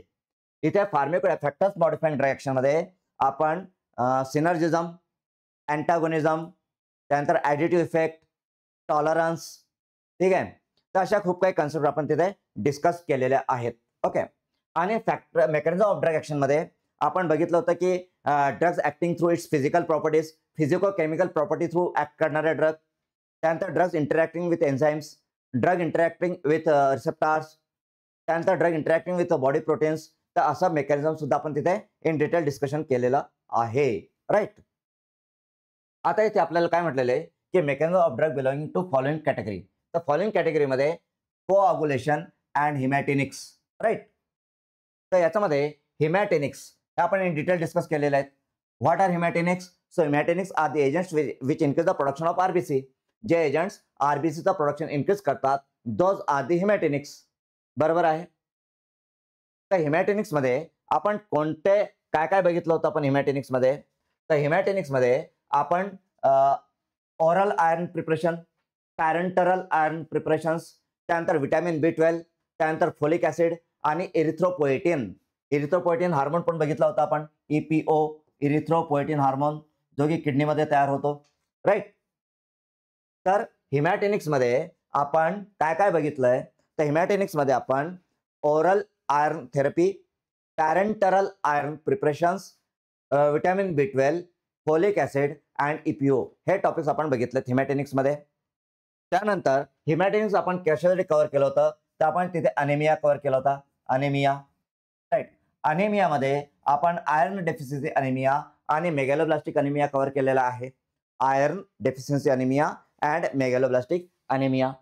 तर इथे अनेमियामध्ये आपण हिमॅटिनिक्स हा टॉपिक कव्हर केलेला आहे, राईट. आता हा जो कोआगुलेशनचा आहे, कोआगुलेशन म्हणजे कोआगुलंट, ओके, कोआगुलंट. तर कोआगुलंट मध्ये व्हिटॅमिन के येतो. Vitamin K is a coagulant, right. तर इथे कोआगुलंट आपला कव्हर झालेलं नाहीये अजून, ओके. आपल्या सिलेबसमध्ये म्हणजे आपण जेव्हा फार्माकोलॉजी कव्हर केलं तर तिथे आपला हा कोआगुलेशनचा टॉपिक मिसिंग आहे, ते आपण अजूनपर्यंत कव्हर केलेलं नाहीये, ओके. तर आय विल कव्हर इट, मी ते पुढे कव्हर करणार आहे. I will provide it's notes and I will discuss this topic also. तर इथे आपले 2 टॉपिक्स अजून बाकी आहेत, एक म्हणजे हायपर सेन्सिटिव्हिटी आणि दुसरं कोआगुलेशन. हा टॉपिक बाकी आहे आपला, ओके. त्यानंतर anti hypertensive, CHF, angina, arrhythmia, diuretics. तर हा पण टॉपिक जो आहे हा इन डिटेल पूर्णपणे डिटेलमध्ये आपण डिस्कस केलेला आहे. अँटी हायपरटेन्सिव्ह, अँटी हायपरटेन्सिव्ह मध्ये what is blood pressure, what is hypertension, what is primary hypertension, what is secondary hypertension, what is pre hypertension, what are the different stages of hypertension. त्यानंतर RAS system, बरोबर, RAS, renin angiotensin aldosterone system, okay. हे सगळं आपण in detail discuss केलेलं आहे. त्यानंतर anti hypertensive मध्ये ACE inhibitors, angiotensin receptor blockers, beta blockers, calcium channel blockers, vasodilators, diuretics and miscellaneous drugs, असं एक classification with mechanism of action आपण डिटेलमध्ये बघितलं. त्याच्यामध्ये अँटी हायपरटेन्सिव्ह मध्ये मला सांगा की कोणते अँटी हायपरटेन्सिव्ह ड्रग हे प्रेग्नन्सीमध्ये कॉन्ट्राइंडिकेटेड आहेत? Which classes of the anti hypertensive drugs are contraindicated during pregnancy? सांगा. Which classes of antihypertensive drugs are contraindicated during pregnancy? सांगा बरं. आपण डिटेलमध्ये बघितलेलं आहे, विचार करायला लावणारा प्रश्न आहे. Which classes of antihypertensive drugs are contraindicated during pregnancy? Answer द्या. आठवतं का कोणाला? आन्सर माहित नसेल तर NA टाइप करा. NA not attempted. Yes, Prajakta म्हणते ACE inhibitors. Yes Prajakta, ACE inhibitors. So ACE inhibitors and ARBs हे जे 2 कॅटेगरीज आहेत, angiotensin converting enzymes and ARBs, okay, angiotensin receptor blockers, these are teratogenics. हे टेरॅटोजेनिक्स आहेत. दिस 2 ड्रग्स आर टेरॅटोजेनिक्स आणि teratogenics असल्यामुळे they cannot be administered during pregnancy, okay. मग प्रेग्नन्सीमध्ये आपण कोणते ड्रग्स ऍडमिनिस्टर करू शकतो?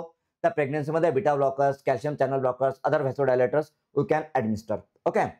ठीक आहे. त्यानंतर कंजेस्टिव्ह हार्ट फेल्युअर. तर कंजेस्टिव्ह हार्टवर लॉजिकल प्रश्न विचारतो, लॉजिकल, ओके. लॉजिकल प्रश्न आहे, विचार करायला लावणारा प्रश्न आहे. थिंकिंग ॲबिलिटी बघूया तुमची. आणि लक्षात घ्या, म्हणजे आपले स्टुडंट असतील किंवा इथे युट्यूबला पण जे आहेत, जर उत्तर माहित नसेल तर NA टाइप करा. NA म्हणजे काय की नॉट अटेम्प्टेड, म्हणजे तुम्हाला तो प्रश्न अटेम्प्ट करायचा नाहीये, तुम्ही तो प्रश्न सोडून द्याल. तर प्रश्न असा आहे की कंजेस्टिव्ह हार्ट फेल्युअरमध्ये हार्टचा कोणता पार्ट हा इनइफेक्टिव्ह होतो, वीक होऊन जातो? Which part of the heart becomes weak in congestive heart failure? कोणता पार्ट सांगा बरं. हार्टचा कोणता पार्ट हा वीक होतो in case of congestive heart failure? सांगा. इन डिटेल आपण डिस्कस केलेलं आहे. पॅथोफिजिओलॉजी डिस्कस केली आपण, सीचेपची इटिओलॉजी पण डिस्कस केली. Ventricular, yes ventricle, Prajakta very good. Ventricle होतो, बट तरी तिथे एक पॉइंट मिसिंग आहे. व्हेंट्रिकल एकच असते का हार्टमध्ये? There are two ventricles Prajakta, right ventricle and left ventricle. Right Prajakta? तर विच व्हेंट्रिकल, राईट और left? Chaitali left ventricular dysfunction, yes. Vaishnavi left ventricular dysfunction, yes Vaishnavi, right. तर सीएचएफ मध्ये लेफ्ट व्हेंट्रिकल जी आहे एलव्ही, लेफ्ट व्हेंट्रिकल ही वीक होऊन जाते, प्रॉपर पंपिंग करत नाही. कंजेस्टिव्ह हार्ट फेल्युअर हा पंपिंगचा इश्यू आहे.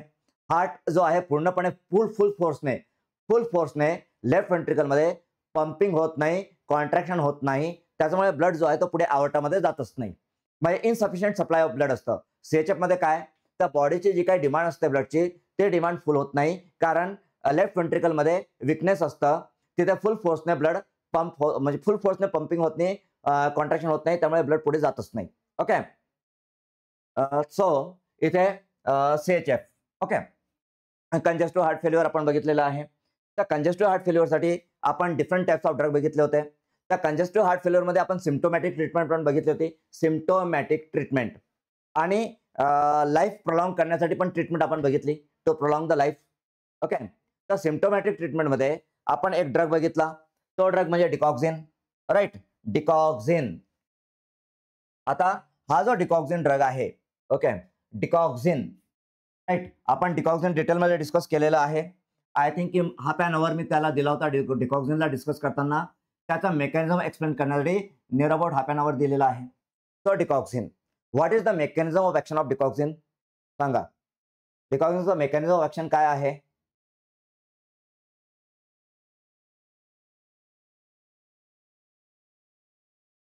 That is the effect. Action, mechanism of action, NaH inhibitor. Prajakta म्हणते सोडियम हायड्रोजन इनिबिटर. यस, इकडे प्राजक्ता NaH इनिबिटर म्हणते. अजून काय आन्सर असू शकतं? डिकॉक्झिनचा मेकॅनिझम ऑफ ऍक्शन काय? Increase force of, yes, increase force of attraction, that is the effect. तो इफेक्ट झाला डिकॉक्झिनचा, चैताली. ओके. इकडे युट्यूबला श्याम फुंडे म्हणतो positive inotropic. Yes, it is positive inotropic आहे श्याम. खुराना पंडित म्हणतोय inhibition of sodium potassium ATPase. Very good Khurana Pandit, right, exactly, Khurana Pandit, right. इकडे चैताली म्हणते sodium potassium ATPase inhibitor, right. तो डिकॉक्झिन हा सोडियम पोटॅशियम एटीपेजला इनिबिट करतो.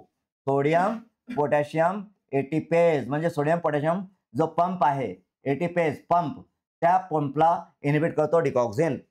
आता सोडियम पोटॅशियम एटीपेज हा पंप ब्लॉक झाल्यामुळे, इनिबिट झाल्यामुळे काय होतं? तर तिथे दुसरा एक एक्सचेंजर आहे. तो एक्सचेंजर कोणता? तर sodium calcium exchanger is there. Sodium calcium exchanger is also there. जेव्हा हा सोडियम पोटॅशियम एटीपेज इनिबिट होतो, तर हा जो सोडियम कॅल्शियम एक्सचेंजर आहे याचा स्पीड कमी होऊन जातो, आणि याचा स्पीड कमी झाला सोडियम कॅल्शियम एक्सचेंजरचा, तर जे काही कॅल्शियमचं एक्झिट असतं, एक्झिट ऑफ कॅल्शियम, कॅल्शियम जो बाहेर जातो, ठीक आहे, तर त्याचा एक्झिट कमी होऊन जातो. आणि कॅल्शियमचं एक्झिट कमी झालं मसल्समधून, तर इंट्रासेल्युलर कॅल्शियम लेवल इन्क्रीज होते. इंट्रासेल्युलर कॅल्शियम लेवल इन्क्रीज होते, आणि इंट्रासेल्युलर कॅल्शियम लेवल इन्क्रीज झाली की त्याच्यामुळे फोर्स ऑफ कॉन्ट्रॅक्शन इन्क्रीज होतं. बरोबर आहे. तर इथे डिकॉक्झिनचा मेकॅनिझम ऑफ ऍक्शन काय आहे? तर it inhibits sodium potassium ATPase. आणि त्याचा परिणाम काय होतो? तर त्याचा परिणाम असा होतो की सोडियम पोटॅशियम एटीपेज इनिबिट झाल्यामुळे सोडियम कॅल्शियम एक्सचेंजर, हा जो एक्सचेंजर आहे, हा एक्सचेंजर स्पीड, त्याची स्पीड कमी होते. स्पीड कमी झाली की इंट्रासेल्युलरली कॅल्शियमचं लेवल इन्क्रीज होतं, आणि इंट्रासेल्युलरली कॅल्शियमचं लेवल इन्क्रीज झालं की त्याच्यामुळे मसलचं contraction, force of muscle contraction increase होतं, राईट. आता इथे डिजिटालिस रिलेटेड मला दुसरा प्रश्न विचारायचा आहे की digitalis has positive chronotropic effect. Okay. Digitalis जो आहे तर त्याचं पॉझिटिव्ह क्रोनोट्रोपिक इफेक्ट आहे. हा स्टेटमेंट करेक्ट आहे का? True or false? Chronotropic. Okay, chronotropic, positive chronotropic effect. Digitalis has positive chronotropic effect. हा जो स्टेटमेंट आहे हा ट्रू आहे का फॉल्स आहे? Digitalis has positive chronotropic effect, true or false? आता इथे चेतन म्हणतो ट्रू. ओके, तुम्ही काय म्हणता सांगा. जर काहीच आन्सर द्यायचं नसेल तर एने टाईप करा, बट रिस्पॉन्स द्या. यस, श्याम फुंडे म्हणतो फॉल्स. ओके श्याम, इकडे काय म्हणतात आहे, तुम्ही काय म्हणतात? ओके, श्वेता म्हणते ट्रू. तर एकीकडे ट्रू आलेलं आहे, दुसरीकडे फॉल्स आलेलं आहे. युट्यूबला श्याम फुंडे आहेत, ते म्हणतात फॉल्स. इकडे आपली स्टुडंट आहेत श्वेता, ती म्हणते ट्रू. चैताली, आपली स्टुडंट चैताली प्राजक्ता फॉल्स म्हणतात आहे. तर लक्षात घ्या, क्रोनोट्रॉपिकचा अर्थ काय होतो? पहिले हे शब्द समजून घ्या. क्रोनोट्रॉपिक म्हणजे रेट. क्रोनोट्रॉपिक म्हणजे काय? Rate, rate, heart rate. Chronotropic म्हणजे हार्ट रेट. त्यानंतर एक दुसरा आहे तो इनोट्रॉपिक. इनोट्रॉपिक, इनोट्रॉपिक, इथं इनोट्रॉपिकचा अर्थ होतो force, force of contraction. Okay. आणि तिसरा आहे तो ड्रोमो. Okay, dromotropic. ड्रोमोट्रॉपिक म्हणजे इलेक्ट्रिकल कंडक्टिव्हिटी. ड्रोमोट्रॉपिकचा अर्थ काय होतो? Electrical conductivity. Electrical conductivity. Okay. जेव्हा आपण म्हणतो पॉझिटिव्ह म्हणजे हार्ट रेट इन्क्रीज होतो, निगेटिव्ह म्हणजे हार्ट रेट डिक्रीज होतो. आता लक्षात घ्या, डिकॉक्सिन जो आहे, डिकॉक्सिन हा पॉझिटिव्ह नाही आहे, तो निगेटिव्ह क्रोनोट्रॉपिक आणि निगेटिव्ह ड्रोमोट्रॉपिक आहे. Digoxin has negative chronotropic and negative dromotropic effect, but positive inotropic. लक्षात घ्या, डिकॉक्सिन हा पॉझिटिव्ह इनोट्रॉपिक आहे, बट निगेटिव्ह क्रोनोट्रॉपिक आणि निगेटिव्ह ड्रोमोट्रॉपिक इफेक्ट आहे. आता मला सांगा की डिजिटॅलिसचा निगेटिव्ह क्रोनोट्रॉपिक इफेक्ट काय आहे? व्हाय इट इज निगेटिव्ह? कारण इट स्टिम्युलेट्स वॅगल. वॅगल स्टिम्युलेशन इफेक्ट आहे त्याचा, वॅगल स्टिम्युलेशन. ओके, डिजिटॅलिस वॅगल स्टिम्युलेशन करतो आणि वॅगल स्टिम्युलेशनमुळे पॅरासिम्पॅथेटिक नर्व्ह सिस्टम ऍक्टिव्हेट होते. पॅरासिम्पॅथेटिक नर्व्ह सिस्टम ऍक्टिव्हेट झाल्यावरती हार्ट रेट कमी होतो, तसंच इलेक्ट्रिकल कंडक्टिव्हिटी सुद्धा कमी होते. ठीक आहे. आणि डिकॉक्सिनला आपण कार्डिओटॉनिक का म्हणतो? कारण it increases cardiac output without increasing oxygen consumption. Oxygen consumption increase न करता तो कार्डियक आउटपुट इन्क्रीज करतो, म्हणून त्याला आपण कार्डियक टॉनिक म्हणतो. ठीक आहे. तर इथे आपण जेव्हा हा टॉपिक बघितला CHF, तर हा पुन्हा डिटेलमध्ये आपण डिस्कस केलेलंच आहे. त्यानंतर अंजाना पेक्टोरिस. तर अंजाना पेक्टोरिस मध्ये आपण व्हॉट इज अंजाना? तो इस्केमिक डिसीज आहे. ऑक्सिजन सप्लाय कमी झाल्यामुळे होतो. कॉरोनरी आर्टरी ब्लॉक झाल्यामुळे होऊ शकतं, राईट. ब्लड सप्लाय कमी झाल्यामुळे होऊ शकतं. मग अंजानाचे टाइप्स आपण बघितले होते अंजाना पेक्टोरिसचे. त्याच्यामध्ये आपण स्टेबल ऑर एक्झिस्टनल अंजाना बघितला. त्यानंतर आपण मायक्रोव्हॅस्क्युलर अंजाना बघितला. त्याच्यानंतर आपण व्हॅसोस्पास्टिक अंजाना बघितला. त्यानंतर ACS आपण बघितलं. ACS त्याच्यामध्ये ॲक्यूट करोनरी सिंड्रोम. ACS म्हणजे काय? Acute coronary syndrome. आणि ACS मध्ये आपण अनस्टेबल अंजाना आणि मायोकार्डियल इन्फेक्शन बघितलं. MI मध्ये मायोकार्डियल इन्फेक्शन मध्ये आपण एन-स्टेमी बघितला. एन-स्टेमी आणि स्टेमी असे दोन टाइप्स बघितले MI चे. तर डिटेल आपण याचं विथ पॅथोफिजिओलॉजी, इटिओलॉजी सगळं काही डिटेलमध्ये डिस्कस केलं. आणि जे अँटी अँजेनल ड्रग असतात, त्या अँटी अँजेनल ड्रगचं मेकॅनिझम ऑफ ऍक्शन आपण काय बघितलं होतं? तर अँटी अँजेनल ड्रग्समध्ये हे प्रीलोड आणि आफ्टरलोड कमी करतात, म्हणजे हार्टचा वर्कलोड कमी करतात, ऑक्सिजन डिमांड कमी करतात आणि व्हॅसोडायलेशन करून ब्लड सप्लाय नॉर्मल करतात. ओके, ते आपण बघितलं होतं. त्यानंतर अँटी अरिथमिक ड्रग्स, डायरेटिक्स हे पण डिटेल्समध्ये आपण बघितलेत. अरिथमियामध्ये टॅचिकार्डिया, ब्रॅडिकार्डिया काय असतं. त्यानंतर टॉर्सेट डी पॉइंट्स काय असतं. त्यानंतर हार्ट फेल्युअर म्हणजे त्याच्यामध्ये ब्लॉकेजेस, AV ब्लॉकेजेस काय असतं.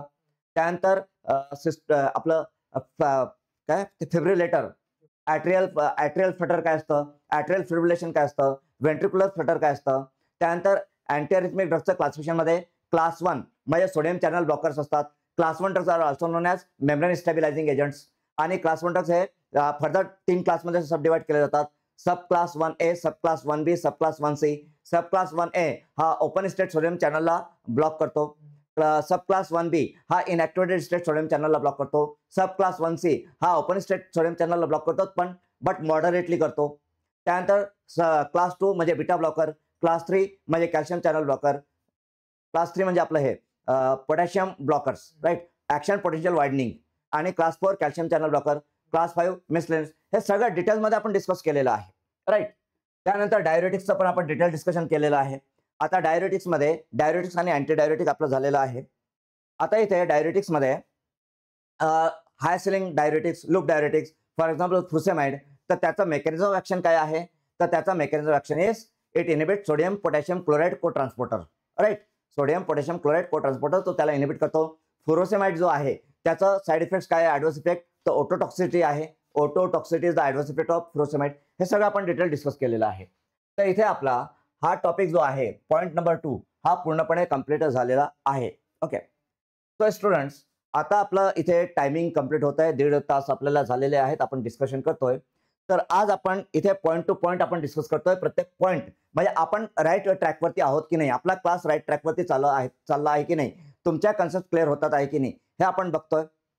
आणि सोर्सेस म्हणजे आपल्याला कोणता टॉपिक कुठून स्टडी करायचं आहे, कसं स्टडी करायचंय ते पण आपण इथे डिस्कस करतोय, राईट.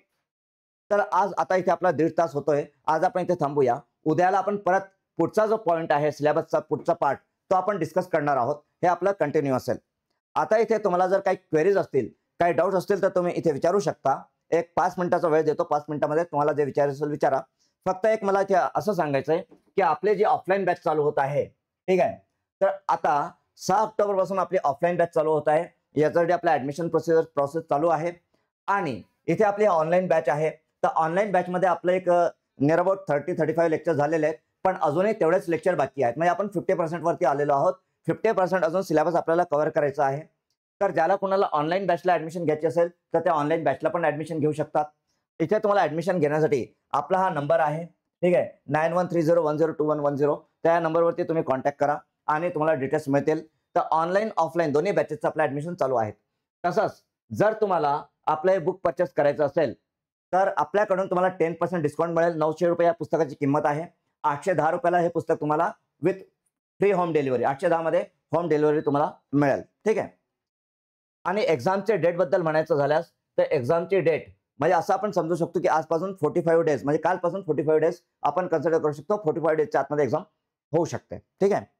तर आपण इथे आज स्टॉप करणार आहोत, उद्या आपण कंटिन्यू करू डिस्कशन. तर जर कोणाला काही विचारायचं असेल तर विचारू शकता. यस, तर पॅथोसाठी Harsh Mohan, yes Harsh Mohan is the best for patho. Khurana Pandit, yes you can refer Harsh Mohan for पॅथो.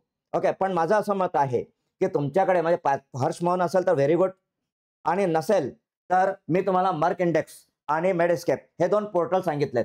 म्हणजे ज्यांना लायब्ररीचा ऍक्सेस नाहीये, ज्यांच्याकडे बुक्स अवेलेबल नाहीत, रेफरन्स बुक्स नाहीत, तर ते डायरेक्टली वेब पोर्टलवरती जा आणि तिथून तुम्ही स्टडी करा. आणि वेब पोर्टलवरती तुम्हाला अपडेटेड इन्फॉर्मेशन मिळेल. बुक्समध्ये अपडेटेड इन्फॉर्मेशन नसते. यस, अजून काही कोणाला विचारायचं का?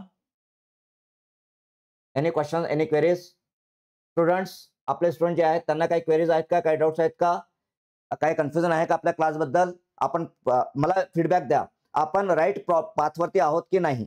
तुम्हाला कॉन्फिडन्स येतोय का? Are you confident now? काय वाटतंय तुम्हाला? Yes, give your feedback. Are you confident? काय offline batch fees? Offline batch fees, एक मिनिट, काय आपली इथे फीस नाही का? Where is it? 10,000 plus GST I think. एक काम करा, आय थिंक आमची जी ऍडमिशनची टीम आहे ती ऍडमिशन बद्दल बघते, फीस बद्दल बघते, बट आय थिंक ऑफलाईन बॅचची फीस 10,000 प्लस GST आहे. तर तुम्ही नंबरवरती कॉन्टॅक्ट करून बघून घ्या, म्हणजे फीस बद्दल हे करून घ्या, इन्क्वायरी. ओके, 10,000 प्लस GST आहे ऑफलाईनची फीस असं मला वाटतंय. Okay, yes. अजून काही डाऊट्स? ठीक आहे ना, yes. Absolutely we are on right track. Okay Sanskriti, thank you for your feedback. Aarti, cut off किती मार्क्सचा असतो हे सांगू शकत नाही आत्ताच आपण. आरती, कट ऑफ किती मार्क्सचा असतो हे पेपर झाल्यानंतरच आपण सांगू शकणार, कारण 2015ची एक्झाम आणि 2025 10 वर्ष निघून गेलेत. तर 10 वर्षामध्ये खूप काही चेंजेस झालेले आहेत. तो कट ऑफचा आपण अंदाज घेऊ शकत नाही. जेव्हा एक्झाम होईल, पेपर होईल, त्यानंतरच आपण कट ऑफ सांगू शकतो. पण मी इथे तुम्हाला एक अंदाज दिलेला आहे की जर तुमचे 70-75 प्रश्न जरी करेक्ट असतील आउट ऑफ 100, 70-75, तर you will be selected. Classes location Pune academy, Manoj Chaudhari academy जवळ, गुरुद्वारा शेजारी. ओके, पिंपरी चिंचवड. ओके, आकोडे रिलेशनच्या जवळ. ओके, लोकेशन व्हेन्यू तो Akash Raskar. Okay, so this is the हे आकोडे रिलेशन पुणे. ओके, ठीक आहे. ओके, चालेल. तर स्टुडंट्स ऑफलाईन एक्झाम पॅटर्न कसा असेल? हेच तर आपण दिलेलं ना, ऑफलाईन एक्झाम पॅटर्न म्हणजे इथेच दिलेलंच आहे ना बुशरा. हे काय? Just a minute. This is the offline exam pattern. हा जो पॅटर्न आहे, हाच पॅटर्न आहे ना ऑफलाईन एक्झामचा. दिस इज परीक्षा योजना. परीक्षा योजना म्हणजेच offline pattern. Okay. Offline class अच्छा, ऑफलाईन क्लास किती असेल? ऑफलाईन क्लास हा 2 तास असेल Monday to Friday. 2 hours Monday to Friday offline class. Okay. Yes. Okay. So students, for further queries, तुम्हाला ऑफलाईन क्लासबद्दल जे काही क्वेरीज वगैरे असतील, तर ते तुम्ही इथे विचारू शकता. म्हणजे आपल्या कॉन्टॅक्ट नंबरवरती, या कॉन्टॅक्ट नंबरवरती तुम्ही विचारून घ्या. तुमच्या जे काही फर्दर क्वेरीज असतील अबाउट एक्झाम वगैरे, तर ते सगळ्या तुम्ही आपल्या नंबरवरती विचारून घ्या. ठीक आहे. रेकॉर्डेड लेक्चर भेटतील का? हो, भेटतील. तर तुम्ही आपल्या याच्यावरती कॉन्टॅक्ट करा इन्क्वायरीसाठी आणि तिथे विचारा. ठीक आहे. चालेल, तर इथे आपण आज स्टॉप करूया. Let's continue tomorrow. Thank you for attending the class. Thank you very much. केलं?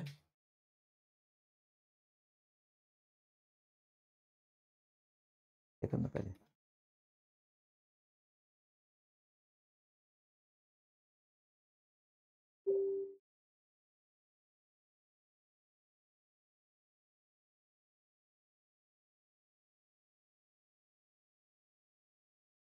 असं झालं.